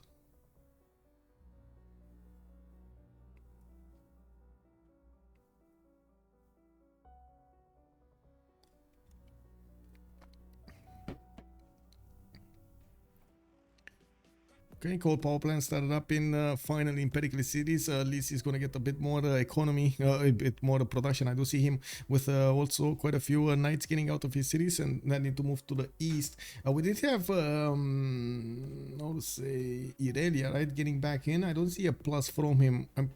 Did he not reconnect? He did not reconnect. Let's see what's happening on my own stream. What do we have here? Okay. He's watching details. Oh my god, what is... Oh, the 720p, that's why, the 720p, it's eating Malm alive.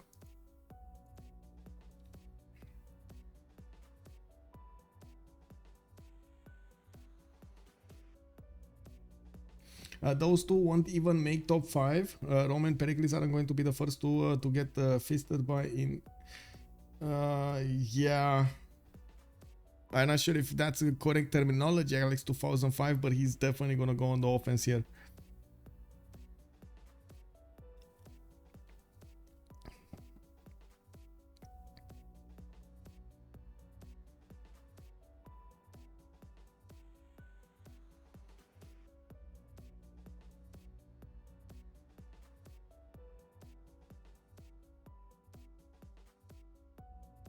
Okay, they did unpause. I did actually want to get a quick unpause repose.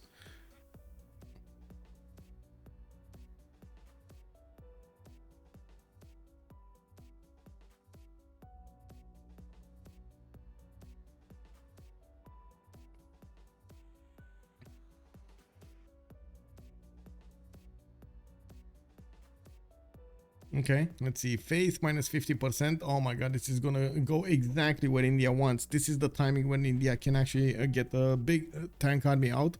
I didn't see if he actually did spam out his encampments for the oil generation and of course getting his armies immediately out of his cities. I do see Indonesia is about to finish his Venetian arsenal, which is going to give him the opportunity to get so many boats out. He can't really link the eastern, like I should say, the northern sea with the western sea. He doesn't have a canal city over there to bring the boats that he built in the north to take out Japan in the western front over here against England. We do have, okay, some vision over here. It looks like he did actually build a few encampments. I do see at least 3 of them in the screen that we see. And he has so many of these heavy chariots bought and built here for the tanks. He has a few line infantry also in the south to defend himself against possible attackers. While I do notice Poland is starting to get in with a few wing hussars. I'm actually curious if he is going to want to keep on going and poke the bear India. The science gap is too big. Yes. Poland only army capable going against India maybe. Yeah. I guess we'll see if India is going to react to this. I'm pretty sure India does have the capability to buy units with faith. He does have 561 in the bank, so if he does feel he's in trouble, he's just going to build an army, buy an army with faith. We do have also these heavy chariots that are going to give him the option to actually get them upgraded over here on the west side. The biggest issue that India had at the beginning was the gold generation. Now he's on 168, and I wouldn't be surprised if he's actually on reformed coinage in this era. which to be honest will go out in the next era. So we're going to need to see if he's going to manage to upkeep an army if he builds one. Now we do have, there we go, we do have an upgrade on a heavy chariot from one of the forward units. A knight did get put right in the face of these wing hussars, which is gonna be smashed down. There is a piking shot also over there in Tanjavur, actually Tanjavur. We do have these Polish wing hussars also trying to figure out if they can go against Pericles in the southeast. Yes, there is this last remaining city of America towards the south here, and we do have a few new units coming out from the Polish cities to go on the front line. We do need to take a look if he's gonna be successful. To be honest, he didn't manage to get that much more science and culture, so it looks like even if his empire got bigger, his stats stayed the same, not really guaranteeing his victory in the next part of the game, or victory I should say, his chances for a victory in the next part of the game, especially when he needs to go against India's 462 science and Rome's 350. India did just discover chemistry. I'm pretty sure we're going to see labs being acquired over here in his cities, and he's going to get that going with more science on his side. Rome is probably going to want to do the same. Looks like also England did manage to secure the victory over his opponent Indonesia at the moment. I'm pretty sure we're going to see a follow-up attack coming from Indonesia, and we should expect ironclads with battleships the next time around. Now we do have also more campuses here. Nice setup with that dam, by the way. Very nice setup for industry here. No surprise that Jin is getting so much production going. And we do have also Xerath managing to get to almost 400 culture. He's on 225 science and 250 gold in the bank. I do notice he's about 150 gold per turn. It looks like the Polish unit did manage to break down the knight going against Tanjavur. We're going to need to see if India is going to follow up with more units here, since he does have one-tile chokes. Well, I gotta say these wing hussars are specialized in breaking one-tile chokes. We do have them dealing more damage if they get to push their unit and the unit doesn't have where to retreat. Yokohama is being put under siege. That city does have a musketman, and it's getting 61 defense strength. Those wing hussars do have problems taking down the walls. We might see Poland forced to bring a bombard or something like a trebuchet on the front line to deal with the walls of Japan. Okay.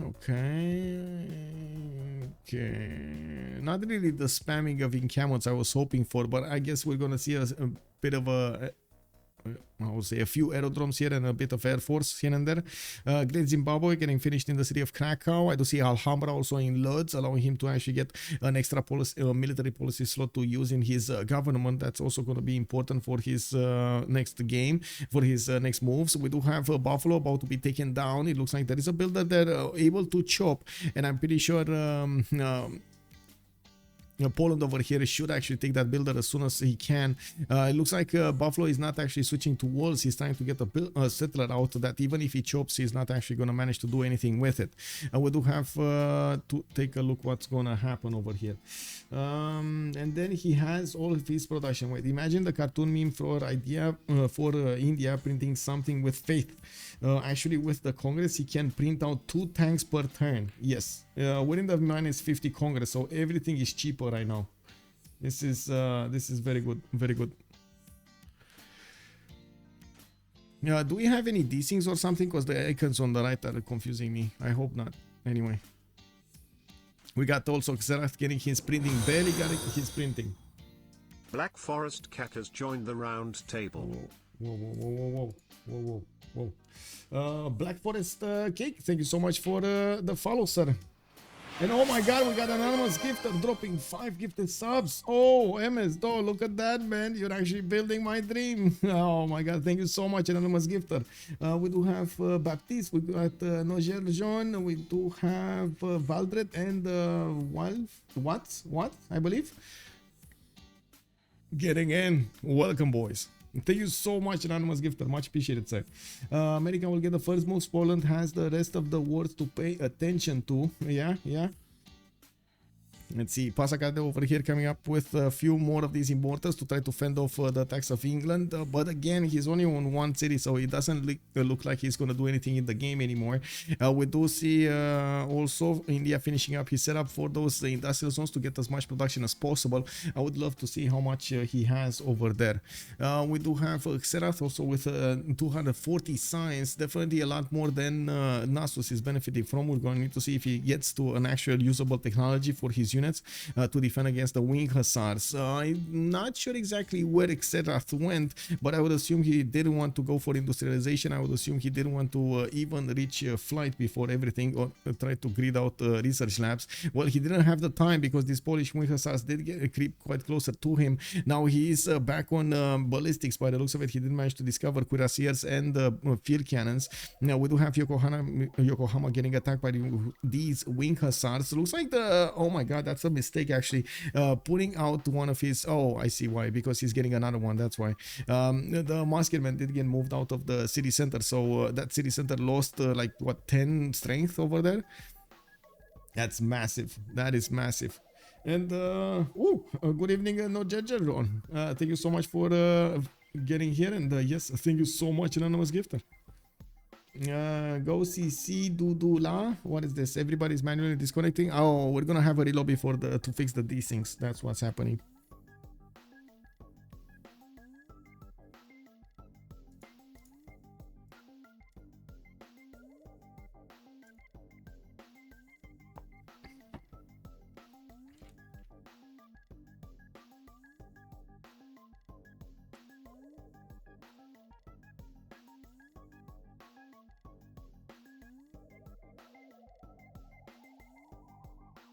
There we go.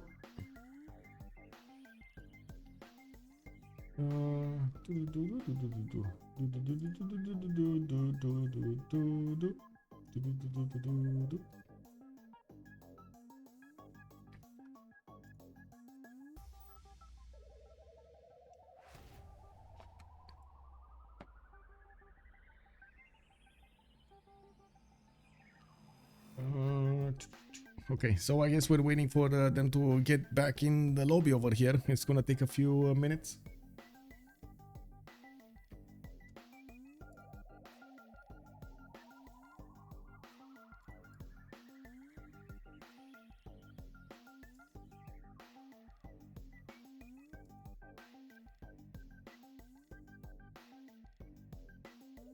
There is so much potential for chaos and destruction in the late part of the game, but to be honest, it does seem like India is running away with this game. We're gonna need to see if Rome is gonna throw a wrench in that project, and if we're gonna have Pericles do something. At the moment, Pericles is doing something. He's withstanding the attack of Poland, while of course his neighbors are dying all around him. You've seen the King Shi die. We've seen Lincoln almost die, and we're gonna see him distant die. And Japan is also gonna die. Yeah, good time to take a shower, a quick shower, yeah. Quick shower.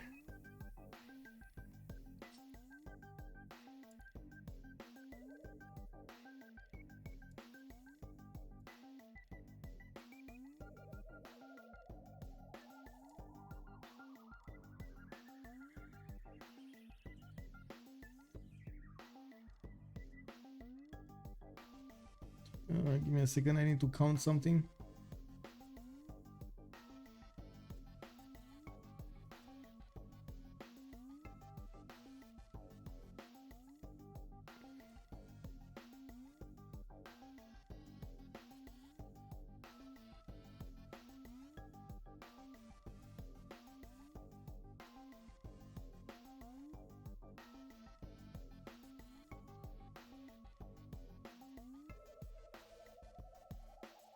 Ah, there we go. We're getting in.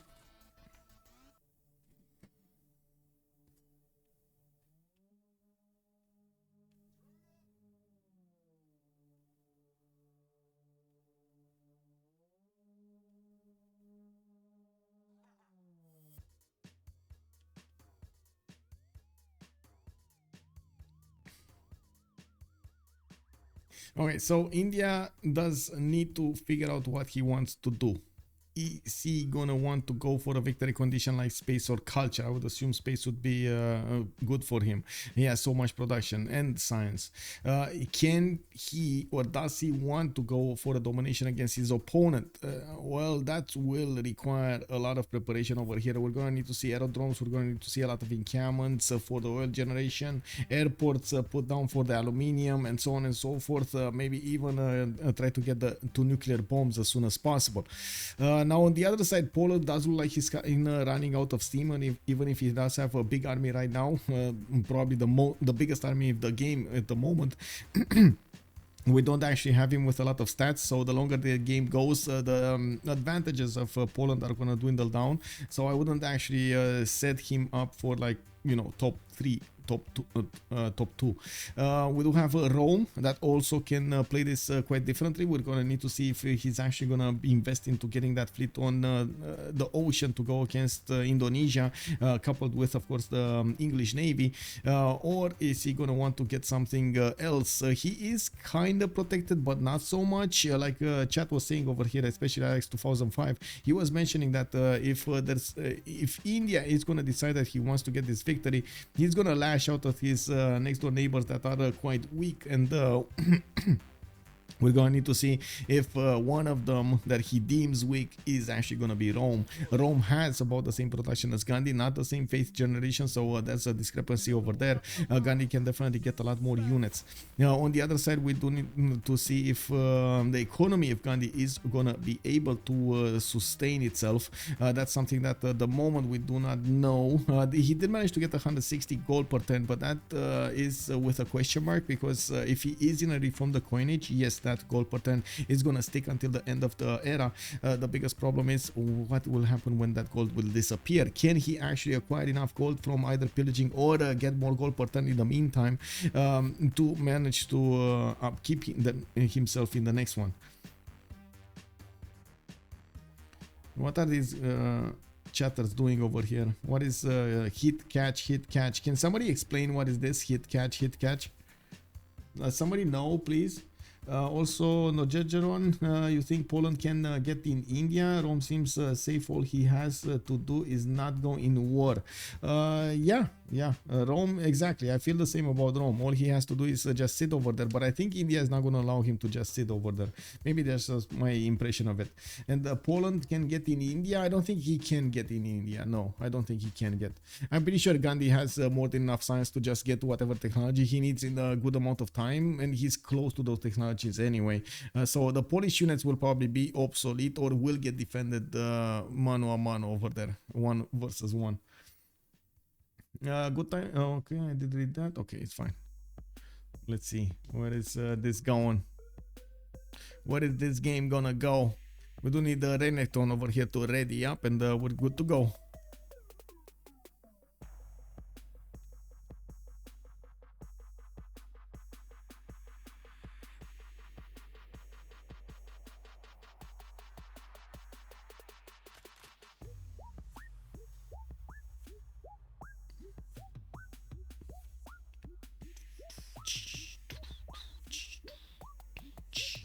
So nobody knows what is that hit and catch?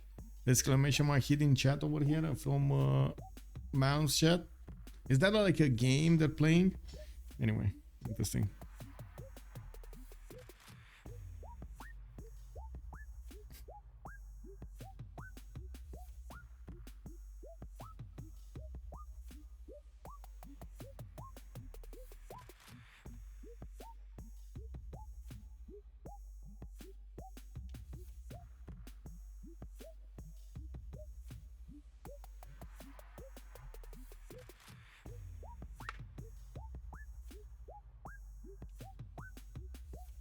Okay, so finally loading.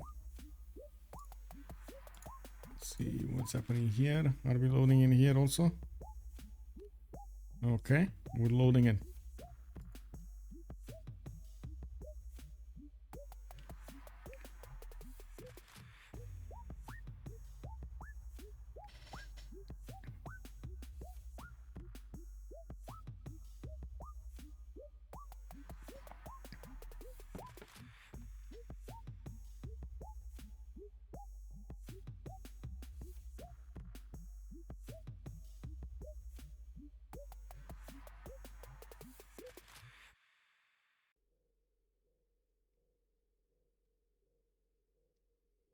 Okay, so I do see immediately research labs coming in India cities, and by the looks of it, yes, India does have a significant advantage over Rome when it comes to the science. I do believe he also has the advantage when it comes to the production, but that is a number that we need to double check in the yields tab when we get the chance to do so.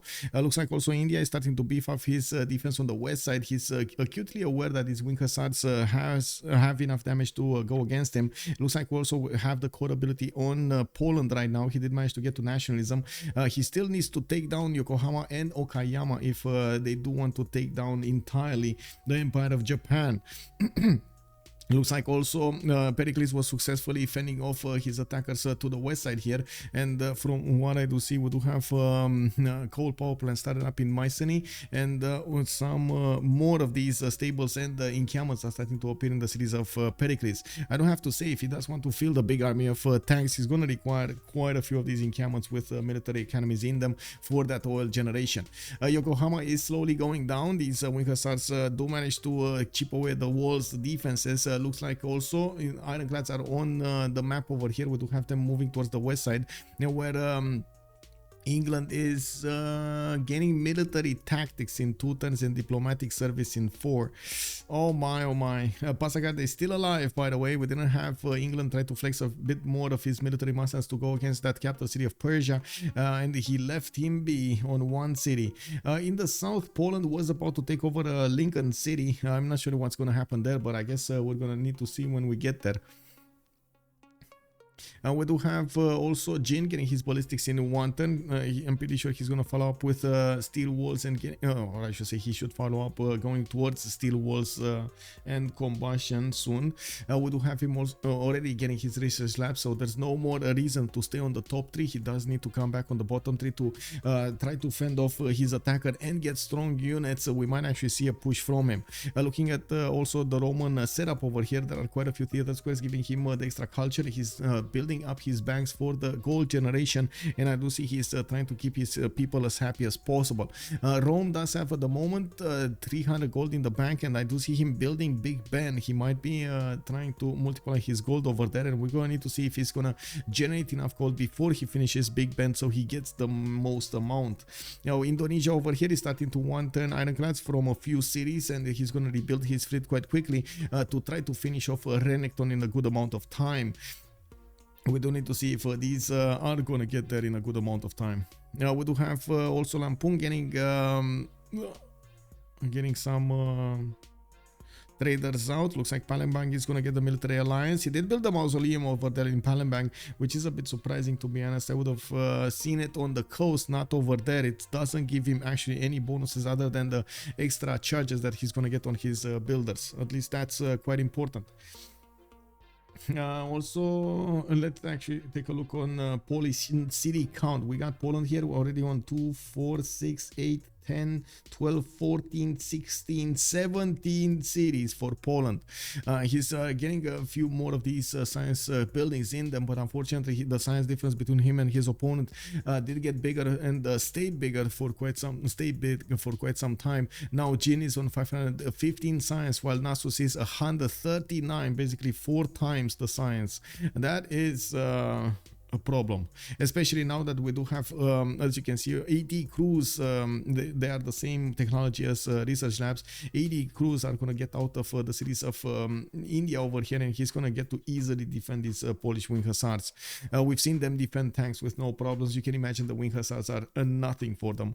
We do need to see if he's going to want to counterattack over here against the units of Poland. There is a possibility that he can get the upper hand quite quickly against the Polish wing hussars and stop him from actually finishing off the west here. There is a relative peace and a big advantage for India to keep the peace until he actually is ready to war. He wants to get as many stats and as prepared. He wants to get as prepared as possible, especially his economy will need some love. He's only 117, 105 gold per turn, and he doesn't have that many units to upkeep over here. Especially, I'm not talking about these normal units like having a warrior or having an archer here and there, or even having like a Parking shot here and there. I'm talking about tank armies after tank armies after tank army. That will eat in his gold reserves very quickly, and he needs to know that he needs to fix that as soon as he can. It looks like Yokohama has been taken down. I wouldn't be surprised if Poland will want to raise that city, not to give a chance to Japan to take it back, even though he does have a decent amount of wing hussars next to this city. He will need to face some more of these muskets from Okayama. And it looks like we do have also calves coming around from the cities of Gandhi. So that might be a liberation right there. He might not want to give those 100 Diplo favor points. I gotta say, in an FFA, the 100 Diplo points might not seem that much because we do have varied opinions during the game, but you might get an advantage pushing that vote you want over the edge if you do manage to get those 100 Diplo favor points. We do have also wing hussars getting into the southeast over here of his empire. They did take out Lincoln, and Lincoln is out of the game. Does he have another safety settler somewhere? I don't think so, right? I don't see any more white on the map. There's no more American white here anywhere. So that is it. He just needs to, I guess, click disconnect, you know? He's probably AFK, that's why. Okay, we do have possible helicopters attacks coming up from Jin if he's starting to hard build so many calves here. He doesn't, by the looks of it, have the option to get them armied up immediately, which is something that he's going to need to work on. He definitely needs encampments to do that. Jin did get to 1800 military very quickly. He's about to reach the same number of military that Nasus does benefit from. We do have Renekton, for example, only on 800, while Irelia is on 1400, but a big chunk of Irelia's boats are actually finding themselves in the Northern Ocean, which is not going to have an easy way to get out over there. There might be later on in the game, maybe a canal city being placed next to that commercial city, but not right now. We do have also Rome starting to get a few infantries. Looks like, wait, was that England actually attacking into him? What the? Was that England attacking into him? I saw some damage done to a city, and then I saw the boats of England right next to a city of Rome. Oh my god. Is Rome actually poking the sorry, England poking the bear here? He might. Wait, another World Congress? Kick? What is this? Oh wait, they reloaded 2 turns back or something? Kick.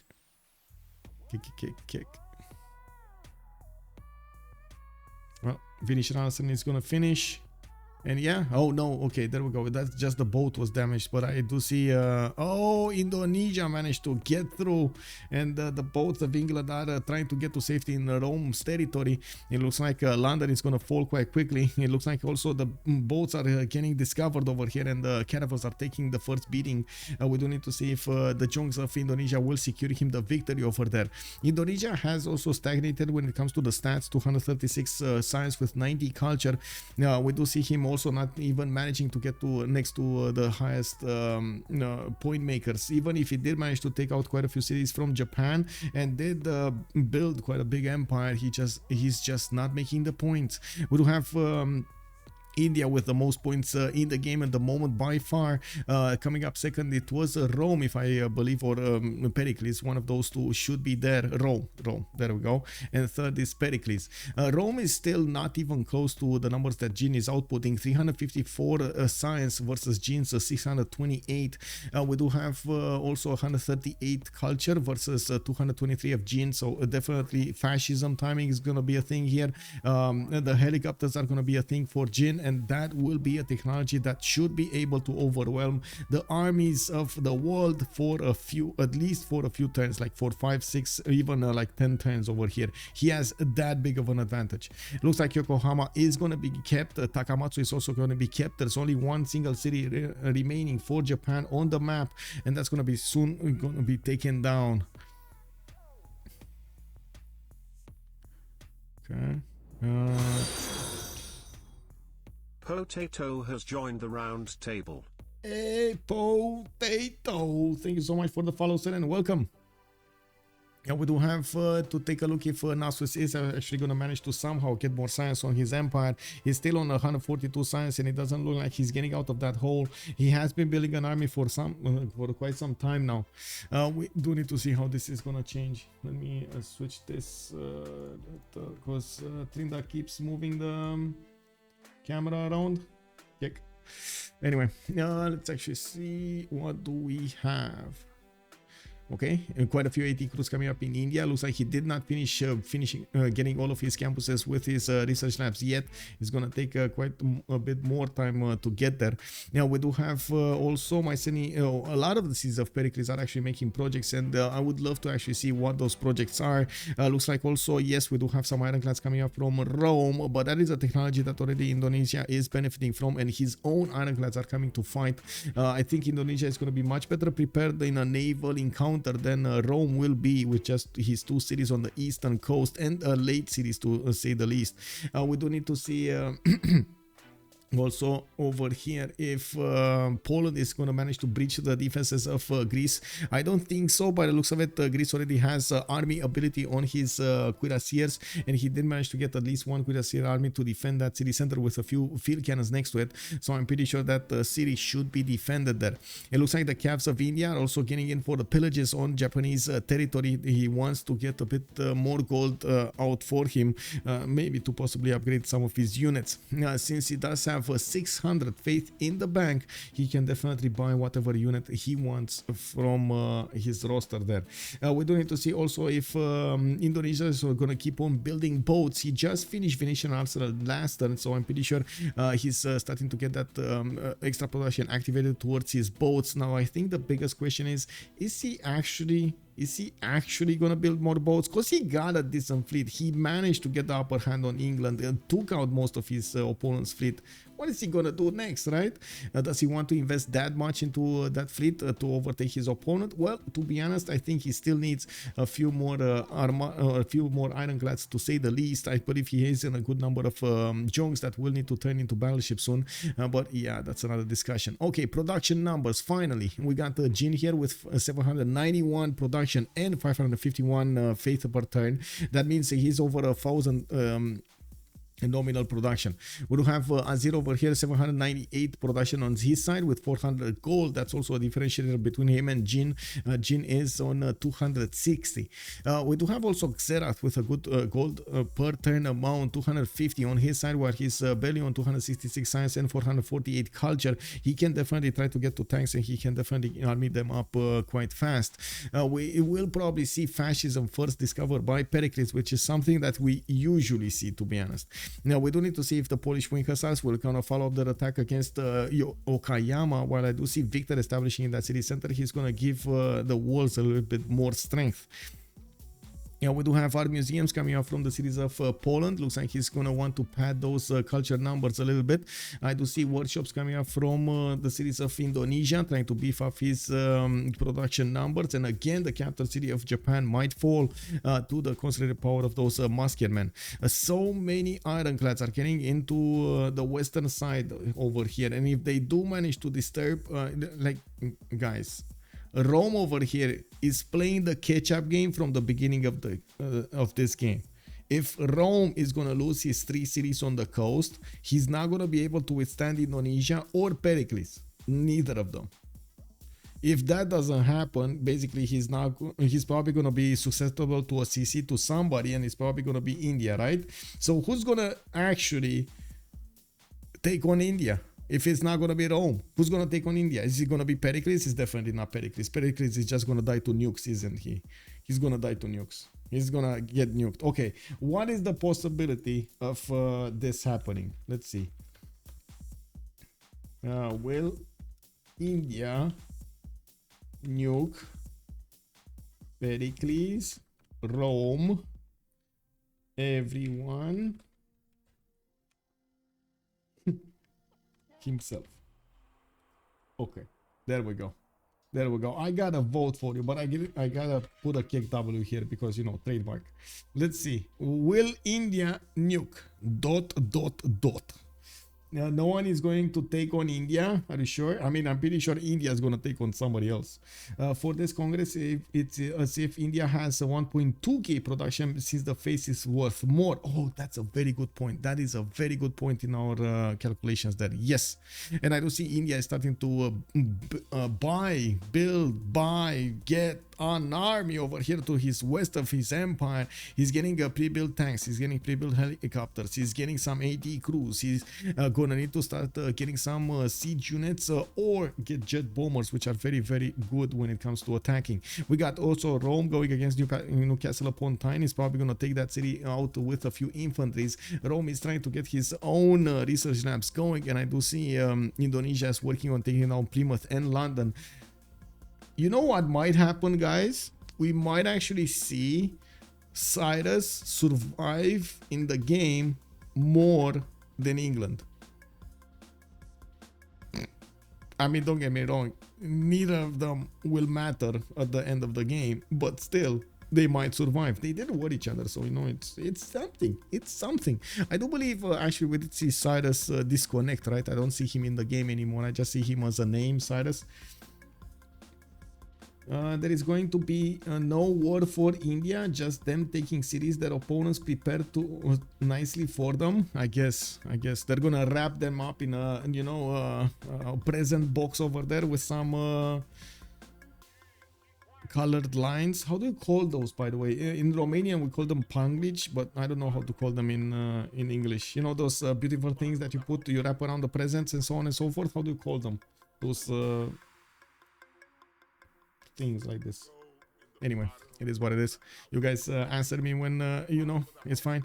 We do have research labs coming up from quite a few of the cities from Rome, definitely struggling to get that extra science in the bank, while Jin is jumping up to 717. Looks like Azir is on 409. We do have a lot of gold available for Rome to get, and I'm pretty sure he's actually getting quite a bit of gold from pillaging his opponent's cities.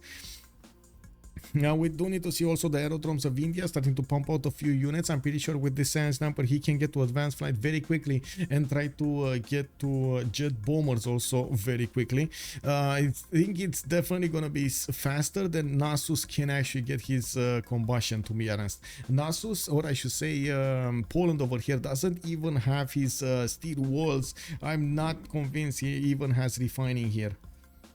Cyrus could technically make top 5 if England, Pericles, Rome, Japan and Poland get killed by England. Yeah, I guess. Technically, yeah, but it's, I mean, only the first one matters, I gotta say. And I do have another thing that I asked Barsake before the game about the setup at the end. So last season, or I should say the first season of the Hidden Cup, we actually had at the end of the Hidden Cup, after we had like 8 sessions, we had another game which was the finals of that series, which brought together all of the winners of the previous series. If they did manage to win double times, the next one, the next runner-up would join in their place, and so on and so forth. So we had the best players of the best from all of the Hidden Cups going into a final game. This is not going to happen this time, from what I understand. At the end of the series, this is just going to end. That's it. They're going to acquire a bit of how to say, a bit of time through those a few results, I should say, on their side. They're going to score markers. We do have Potala Palace also coming up in Athens. I didn't... oh, wait, actually, Diplo is gone, so nobody actually cares about the Diplo. Pericles is going to get an extra culture, extra Diplo card to use, which is going to be quite important. We do have also the Indonesian Navy needing to take care of the Roman boats here, and it does seem like the boats of Rome are not as strong as the boats of Indonesia. Well, surprise, surprise. We do have Plymouth taking down. London is about to go down, and it looks like even that inner city that Rome got to take is gonna fall. We do have another city from Japan being raised to the ground. Actually, two cities from Japan being raised to the ground. Poland had enough of trying to get there. And we also had, by the looks of it, Rome managing to pick Leonardo for the extra culture that he's going to get in his workshops, giving him a serious advantage to get to mobilization relatively quickly here. He's still trying to build those research labs, and we're going to need to see how much science he's going to manage to acquire with this. Now, we do have Irelia to 1 turn away from steel. Looks like Renekton industrialization in 21 turns. Wow. 21 turns. He's down to 2 cities. Maybe that has something to do with it. Now we do have tank corps coming up on the battlefield, and these wing hussars are going to pay for the transgressions of attacking into the Indian territory. Now, I mean, you know, he wanted to poke the bear. He wanted to see what India had. Maybe he could have had an easy target to take a few cities, but that didn't happen. Actually, India was prepared with units in the choke point, so he could upgrade quite quickly. Looks like you guys voted for everyone. Oh my god, everyone is gonna get nuked. Gunza Kimbo, everyone is gonna get nuked. Oh my, oh my. Oh wait, himself or everyone? So there was no choice. It was himself or everyone, you know? He either nukes himself, as in he doesn't win the game, or he's gonna nuke everybody. I get it. I mean, you know, it makes sense. It makes sense. And to be honest, you know, he's kind of living up to his name. You know, this is India. This is Gandhi, the well-known Gandhi. Gandhi the nuker, Gandhi the TikToker, Gandhi the bomber. You know, everyone includes. Really? Yeah, I guess I didn't take that into account, Alex 2005. That is true. Oh my god, yes. Lol. That is so true. He will nuke everyone that's worth nuking. Yeah. Kick.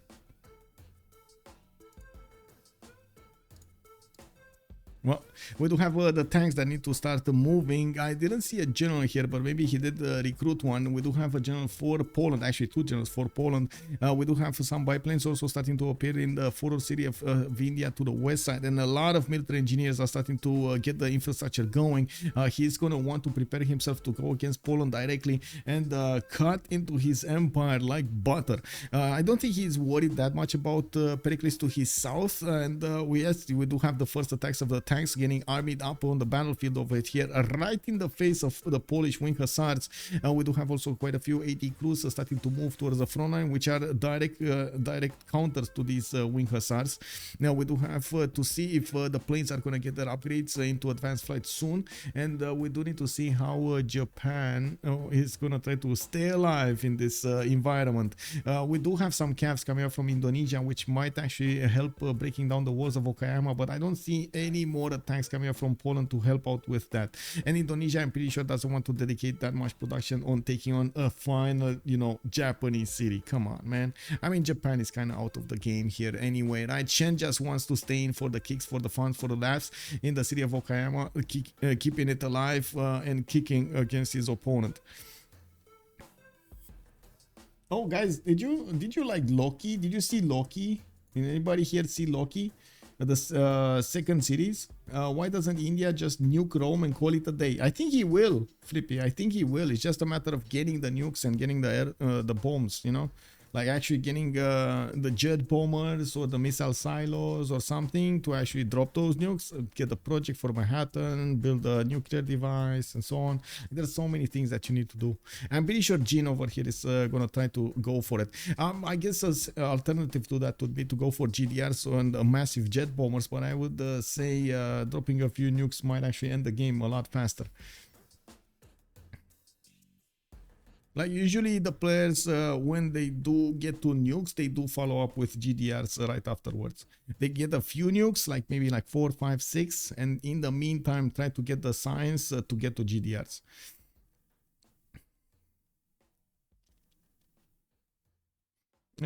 Flippy Alex is responding to you. Not that easy. If they nuke Rome, it's all out war between them, and all out war with everyone else is the wonky way. Is the only way India can even lose, so they will probably kill a nice amount of Polish army first. Yeah, he's definitely going to take on Poland. But I see he has a decently strong army to actually go on the east as well as on the west, to be honest. Especially since Indonesia is going to start to fight for the coastal cities of Rome. He's going to tear apart some of the empire of Rome over there. I do see Trajan did manage to get to 534 points of science per turn, which is a pretty good extra that he has over. I also noticed he's starting to get... wait. He started to get planes, but I'm not sure. I'm pretty sure it's biplanes, right? I don't think he has the technology for advanced flight. We do have London being taken down. That city in the north got taken down, and I'm pretty sure Newcastle upon Tyne is going to follow. Even if it is a Roman city, it's still going to be taken down. I do see Rome does not benefit from steel walls at the moment. And yes, on the western side, we do have the deployment of helicopters from India, and which is going to follow this tank attack against the Polish defenders. We do have Poland on 2,000 military. India did get to almost 3,000 military, 2,800 points with 700 gold in the bank and 1,200 faith in the bank. He can still buy a big military over here, and we are still in halfway through this World Congress with minus 50 faith. So you can imagine it is quite important for Jin. Now we do have also Nasus getting to the third place over here in terms of points, right behind Azir, and by the looks of it, Kerath is not making it to the top 3 at the moment.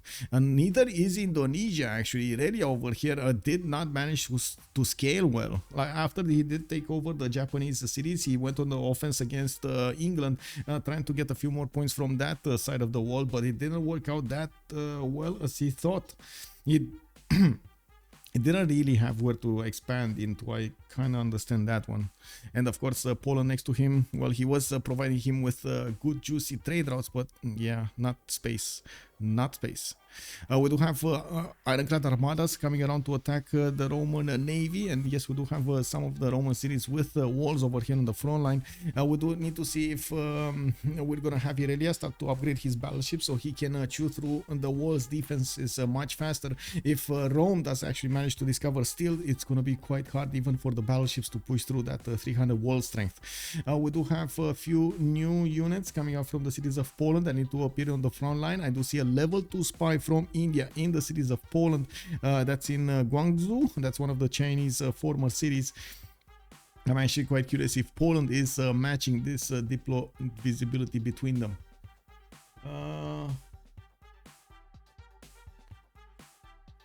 I have no idea what Shen is saying over there. Nasus is saying, my friend, you have provoked Jin. He's not happy. That's what Nasus said. Poland. But I think... oh no, he has provoked, not you have provoked. He has provoked. So Nasus over here is realizing that India, he woke the dragon up in India, attacking India. That is a problem. Yeah, we do have so many units coming up from India. Those 80 crew armies over there are gonna smash through the defenders quite quickly. The Polish wing hussars are not gonna know what hit them. I also noticed some of the Varus are getting in. Remember, the Varus do apply a -5 penalty on the opponent's unit, so it's not that uncommon to actually see them sprinkled in the units. Even if you have tanks next to you, well, still the Varus will apply a -5 penalty. For some reason, tanks get scared at Varus. Thinking. Castles, oh, never mind. A flight coming up from Irelia soon. It looks like, yes, helicopters did get discovered earlier.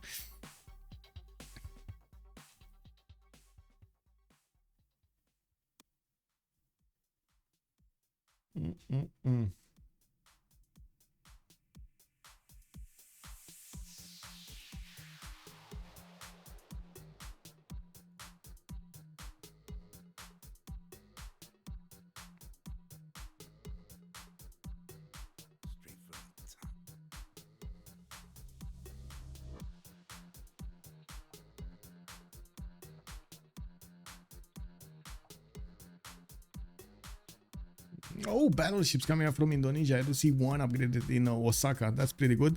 Yes, we're gonna see these tanks start to stomp the wing hussars soon, and we do need to see if they do have enough strength to go through so many units quickly enough. It does seem like they do need a general at least, and I'm pretty sure he's gonna need some support to take out these Polish cities over here. Poland is going for steel in 3 turns, so it definitely feels like Poland is gonna try to get some defenses up to defend against India. At least he's gonna slow down India. Rome on the eastern side will need to defend himself against Irelia, and at the moment Irelia is not showing us what he's gonna do there. He had a lot of ironclads, including some armadas that were about to hit the eastern cities of Rome on the coast. There are 3 cities over there, 4 cities that are in danger of being taken down, and I wouldn't be surprised if one of the first moves would be to take down Newcastle upon Tyne, which is to the west of London there on the lake. You know, we do have the biplanes also being deployed. It looks like quite a few tanks are getting the damage done. Not enough damage against these wing hussars though. It took one down and that's about it. Also, Jin is 1 turn away from getting his nuclear fission, 1 turn away ideology. He's going to discover fascism quite quickly and going to get an extra +5 on his side. Research labs, Albert Einstein. Woo, woo, Indonesia is going to have the first pick there. We do see a few new campuses coming out from Nasus, but oh my god, 278. Oh wait, he did manage to get to 278. Wait a second, he was like 160. He did very well to get a lot more science. Okay, well I guess now we see why he had a problem over here. Big problem. He stopped making an army to build his campuses and get his universities done, and that is gonna cost him. Now all of these units of India are gonna start going through New York, and we do see him about to take over Venice. He could liberate that city for an extra 100 Diplo favor. If to be honest, we don't actually see a lot of Diplo favor around the map. Xerath is on 208. We got the Shen on 141. Then Nasus is 17. Really, nobody cares about that Diplo here. Nobody cares about having an advantage in the World Congress by the looks of it.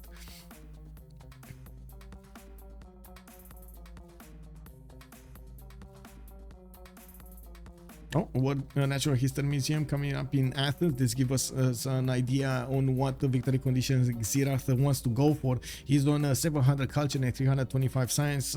With his Natural History Museum, Apadana, in his capital, he can actually get a lot of tourism going, especially making use of Moksha's ability to add more tourism.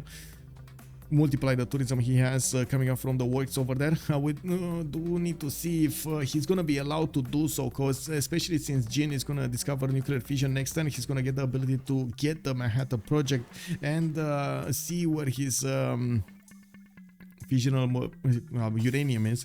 If he does manage to get a few nukes out, we might actually see one drop in Rome, one drop in Pericles, and that's probably going to be the game. Irelia over here, 261 science with 111 culture. Might think he wants to be competitive, but to be honest, is again 3 times less science than Jin and 2 times less culture than Jin. Not to mention his production numbers are not even coming close to what India has.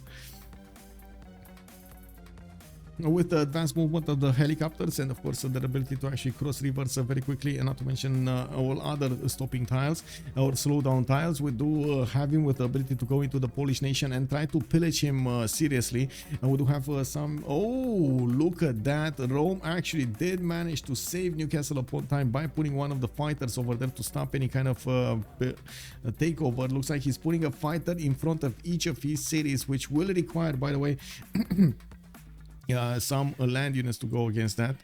Looks like he's taking care of all of them, so he doesn't get troubled here. Well, I guess we're going to need to see if this is going to keep going or not. Good moves coming up from Rome to actually get this going, by the way. Good moves. He needed to deploy a lot of fighters, but he did manage to successfully defend against this. He did also jump up to 333 science and 166 culture. Is catching up to Jin's science, to India's science. Also, Flippy saying, I think it's a waste of time for India to worry about Poland, just protect borders, a couple of units there, and then just go after Rome. He gets to nukes faster. I think so too, actually. I'm of the same opinion, yeah.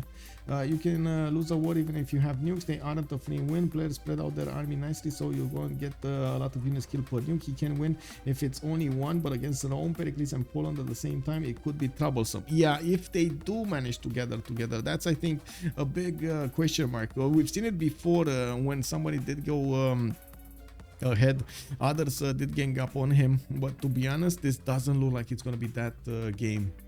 This doesn't look like it's gonna be that game. We'll see. We'll see. Anyway, fascism coming up in 2 turns for India, getting his +5 on all of his units is going to be very important to smash through the defenses of Poland. And now we do have also a radio coming up in 1. He's going to be 1 technology away from getting advanced flight for the fighters to be upgraded from biplanes. Very important to have them attack their opponents. Not to mention access to bombers is going to be very important, so he can actually smash much faster through the Polish steel wall cities. Now we do need to see if Rome over here is gonna do any kind of army. Remember, Rome is allied with Pericles, and we don't know exactly who is India's ally. Does he even have an ally? Doesn't look like he has an ally. He's like a one-man army over here.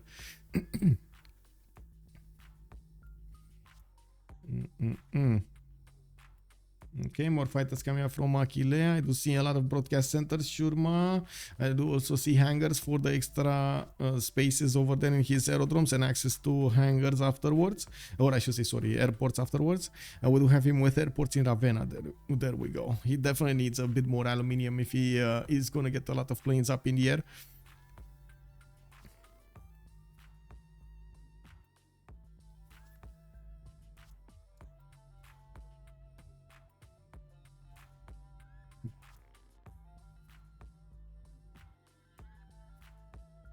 Wait 1 second.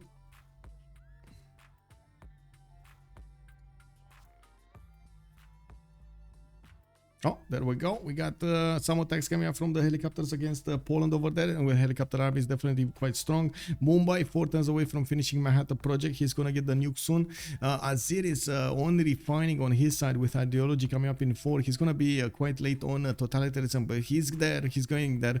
Advanced flight finishing up on Jin is also something that Rome already got. He already has fighters over there in the air with the option to get bombers also. He doesn't have the ability to get nukes though, not yet at least. Now we do need to see if also Nasus is going to manage to get to combustion. He definitely has quite a few units that he could upgrade. The question will be, does he have the gold? He has been trading coastally from the beginning of the game with Indonesia, and he should be able to generate enough gold to upkeep his army and or upgrade his army. We're going to need to see if he does have that. Now we do also see aerodromes being put down from quite a few Indonesian cities, trying to get himself advantages from an air force. It's definitely a question mark if he is going to manage to do that or not. Now, Venice, a Polish city, is being put under siege by the units of India. We do have also the helicopters going against Philadelphia over there, and some Kievs are trying to figure out what's going on here to the southwest.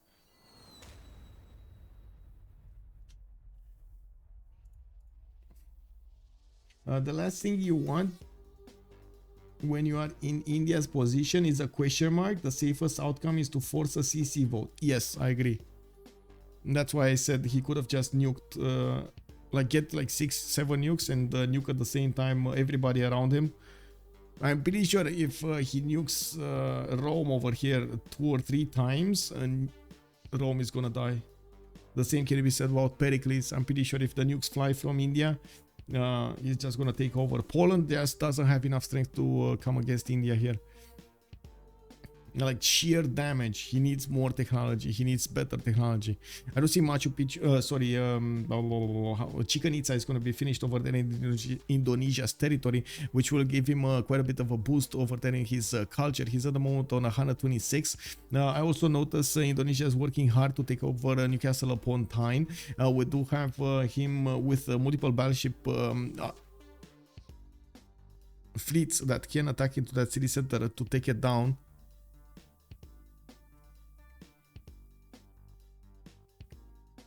Yeah, four actually battleship fleets. He can't get the city with this other unit though. That's a problem. And looks like Malm is forced to ask if they want to CC to India. We got Irelia plus. Xerath doesn't care. Shen plus. We got Nasus equals. Okay. So we need. So Nasus doesn't want to contest. Azir. Rome doesn't want to contest. Indonesia. Irelia. Set plus, right? Set plus. Okay. So that's it. Xerath equals. No. Oh, okay. Who's the last one? GG. We got a GG. India wins the game. HiddenCup. Edition 10. Whoa! Jin 1045 points, Azir 891, Irelia 826. We will see those nukes flying soon, and it looks like this was the fastest HiddenCup win we have ever seen, to be honest. We usually do go like turn 120, turn 130, even longer. So fast, so fast. Unbelievable. And yeah, big GG, man, big GG. Let me actually take a look at what's going on over here in cvfr.com. Hello? On commence par le plus obvious, non? On va du plus obvious au... On va peut-être dire à tout le monde ce que nous on sait. Qui vous pensez qui est mort en premier as China? Mode abuse. Moi, je sais. What is this? Moi je sais c'est tout de suite parce qu'il y a que lui qui joue la Chine. C'est Titits effectivement qui est mort as China en premier. Il s'est fait voler un colon par l'américain. Et qui était l'américain? Nous on a misé sur Dark Lapinou. Est-ce qu'on s'est trompé? Je le vois pas en plus, Dark Lapinou il est pas là. Et c'est lui. C'est lui. Ok, donc ça c'était. Il vient de rejoindre. C'était Dark, c'était bien toi l'Amérique? C'était moi. Je suis venu dessus. Là que c'est de la faute de la codéine. Sacré codéine.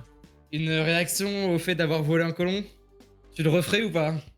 En vrai, je sais pas. Je pense que je le referais, mais mieux. Okay. Qu'est-ce que t'aurais dû faire mieux? Bah, déjà, c'est de la ville un peu plus loin. Et moins de vomir dessus sur les moves. Ouais, c'est dommage, hein. Il y avait beaucoup de force move en face, parce que la ville, si on joue en même temps, je la perds pas, donc ça change pas mal de trucs. Mais... Ouais, mais je pense que t'aurais pu avoir un meilleur setup défensif. Bah, c'est surtout là où je pose la ville que je vole, c'était peut-être pas une bonne idée de la poser si proche, quoi. Après, voler les colons en FFA, c'est jamais un bon bail pour gagner. Ouais. Non, bah non, oui, je sais, mais Juste, après... juste avant qu'on commence la game, j'ai dit si vous voulez gagner la partie, il faut pas voler la B1, B2, enfin la B2 ou la B3. Bon. On voit que le théorème c'est encore appliqué. Ah non, mais c'est-à-dire que le chinois, je lui envoie une friendship parce qu'il y a mon colon. Okay, guys, I got the inside information. What do we have here? Distoria was playing Pericles. He was Xerath. We had Dark Lapinio playing Lincoln, dying over there. Soft Style, Poland, he was Nasus. We did have him getting so much military throughout the game, killing 2 civilizations. Victoria was being played by Damoni. I guess, we could have actually seen that coming. Lithoxa is gonna be on Gandhi, okay? He won. Lithoxa won the game here. Biscuit with Japan, okay? In the north, I'm pretty sure he needs to take a look at a bit more in depth of Japan. Hazagi on Rome, definitely. I mean, we've seen that one, but it's not the first time that Hazagi loses settlers, you know. We do have Pompey on Indonesia, MJK Cyrus and King Shi. Tirit! Oh my God, Tirit and who was it? Lincoln, Dark Lapinu fought over there. Anyway, let's get back to the post game chat. Ah, Benoît, ok, d'accord. Ok, ça c'est bon. Qui c'est qui nous reste après dans l'ordre des scores? Il y a Vicky, non? On a le Jap.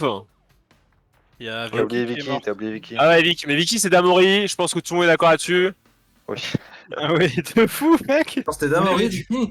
Non. Jamais non, douté ça. Vicky. Ok, le Japon. Nous on a mis Biscuit, on a longtemps débattu sur le Japon, on a fini par mettre Biscuit. Est-ce que c'était bien toi Biscuit sur le Japon? Ouais, c'était moi. Let's go. Je suis très content parce que c'était ce dont je doutais le plus. Ensuite on a Xerath qui était joué par la Grèce. On colle le grand chelem là. On est toujours en grand chelem là. Ouais, on colle le grand chelem. Je pense que si on a la Grèce, mec, on a tout le monde. Ouais. Ok, la Grèce. La Grèce, c'est qui la Grèce? Attends, C'est juste. pas compliqué. En fait, on a longtemps hésité parce qu'au début, on te mettait sur Gandhi, Disto. Mais Floppy arrêtait pas d'insister en mode, mais Disto, il fait que ça, Périclès Lieusaint. Bah, j'aurais bien aimé avoir Gandhi, hein, j'aurais préféré, parce que mon Périclès, putain, c'était nul. C'était dur, hein. C'était Ouais, full IRL mon- tour 45 bah, là. mon spawn était très lent. Ouais. J'avais que des jungles sur ma cape et tout. J'ai voulu faire un triple lieu saint pour gagner un peu de tempo. Parce que bah partir platco quand tu peux pas poser la platco, c'est bon. Bon, du coup, on a la Grèce, super. On est toujours sur un grand chelem, et du coup, je pense qu'on a bon. La Pologne, on a mis Softstyle dessus. Est-ce que c'était bien toi, Softstyle? Ouais, c'était moi sur la Pologne, ouais. Let's go! Ok, gaming. Mec, c'était quand ta dernière game de Pologne? Mec, je me suis trop senti inspiré à cette game et j'ai dit que sa mère, gros, au bout d'un moment, je fais faire des hussards et puis voilà. Même en vrai, I guess this is not quite a post-game chat. This is more like a how to say catch the hero, catch the player or something type of thing over here. So I guess I can just send you to his stream to watch this to its end over there.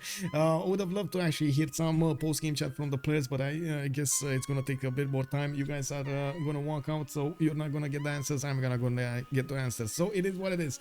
I'm gonna raid Malm over here in just a few moments, and you're gonna get the post-game chat from him. I want to say thank you for everything. Much appreciated for the follows, and I do hope you enjoy the content. Much appreciated also for the subs and for the gifts. They do put bread on my table. Thank you so much, guys.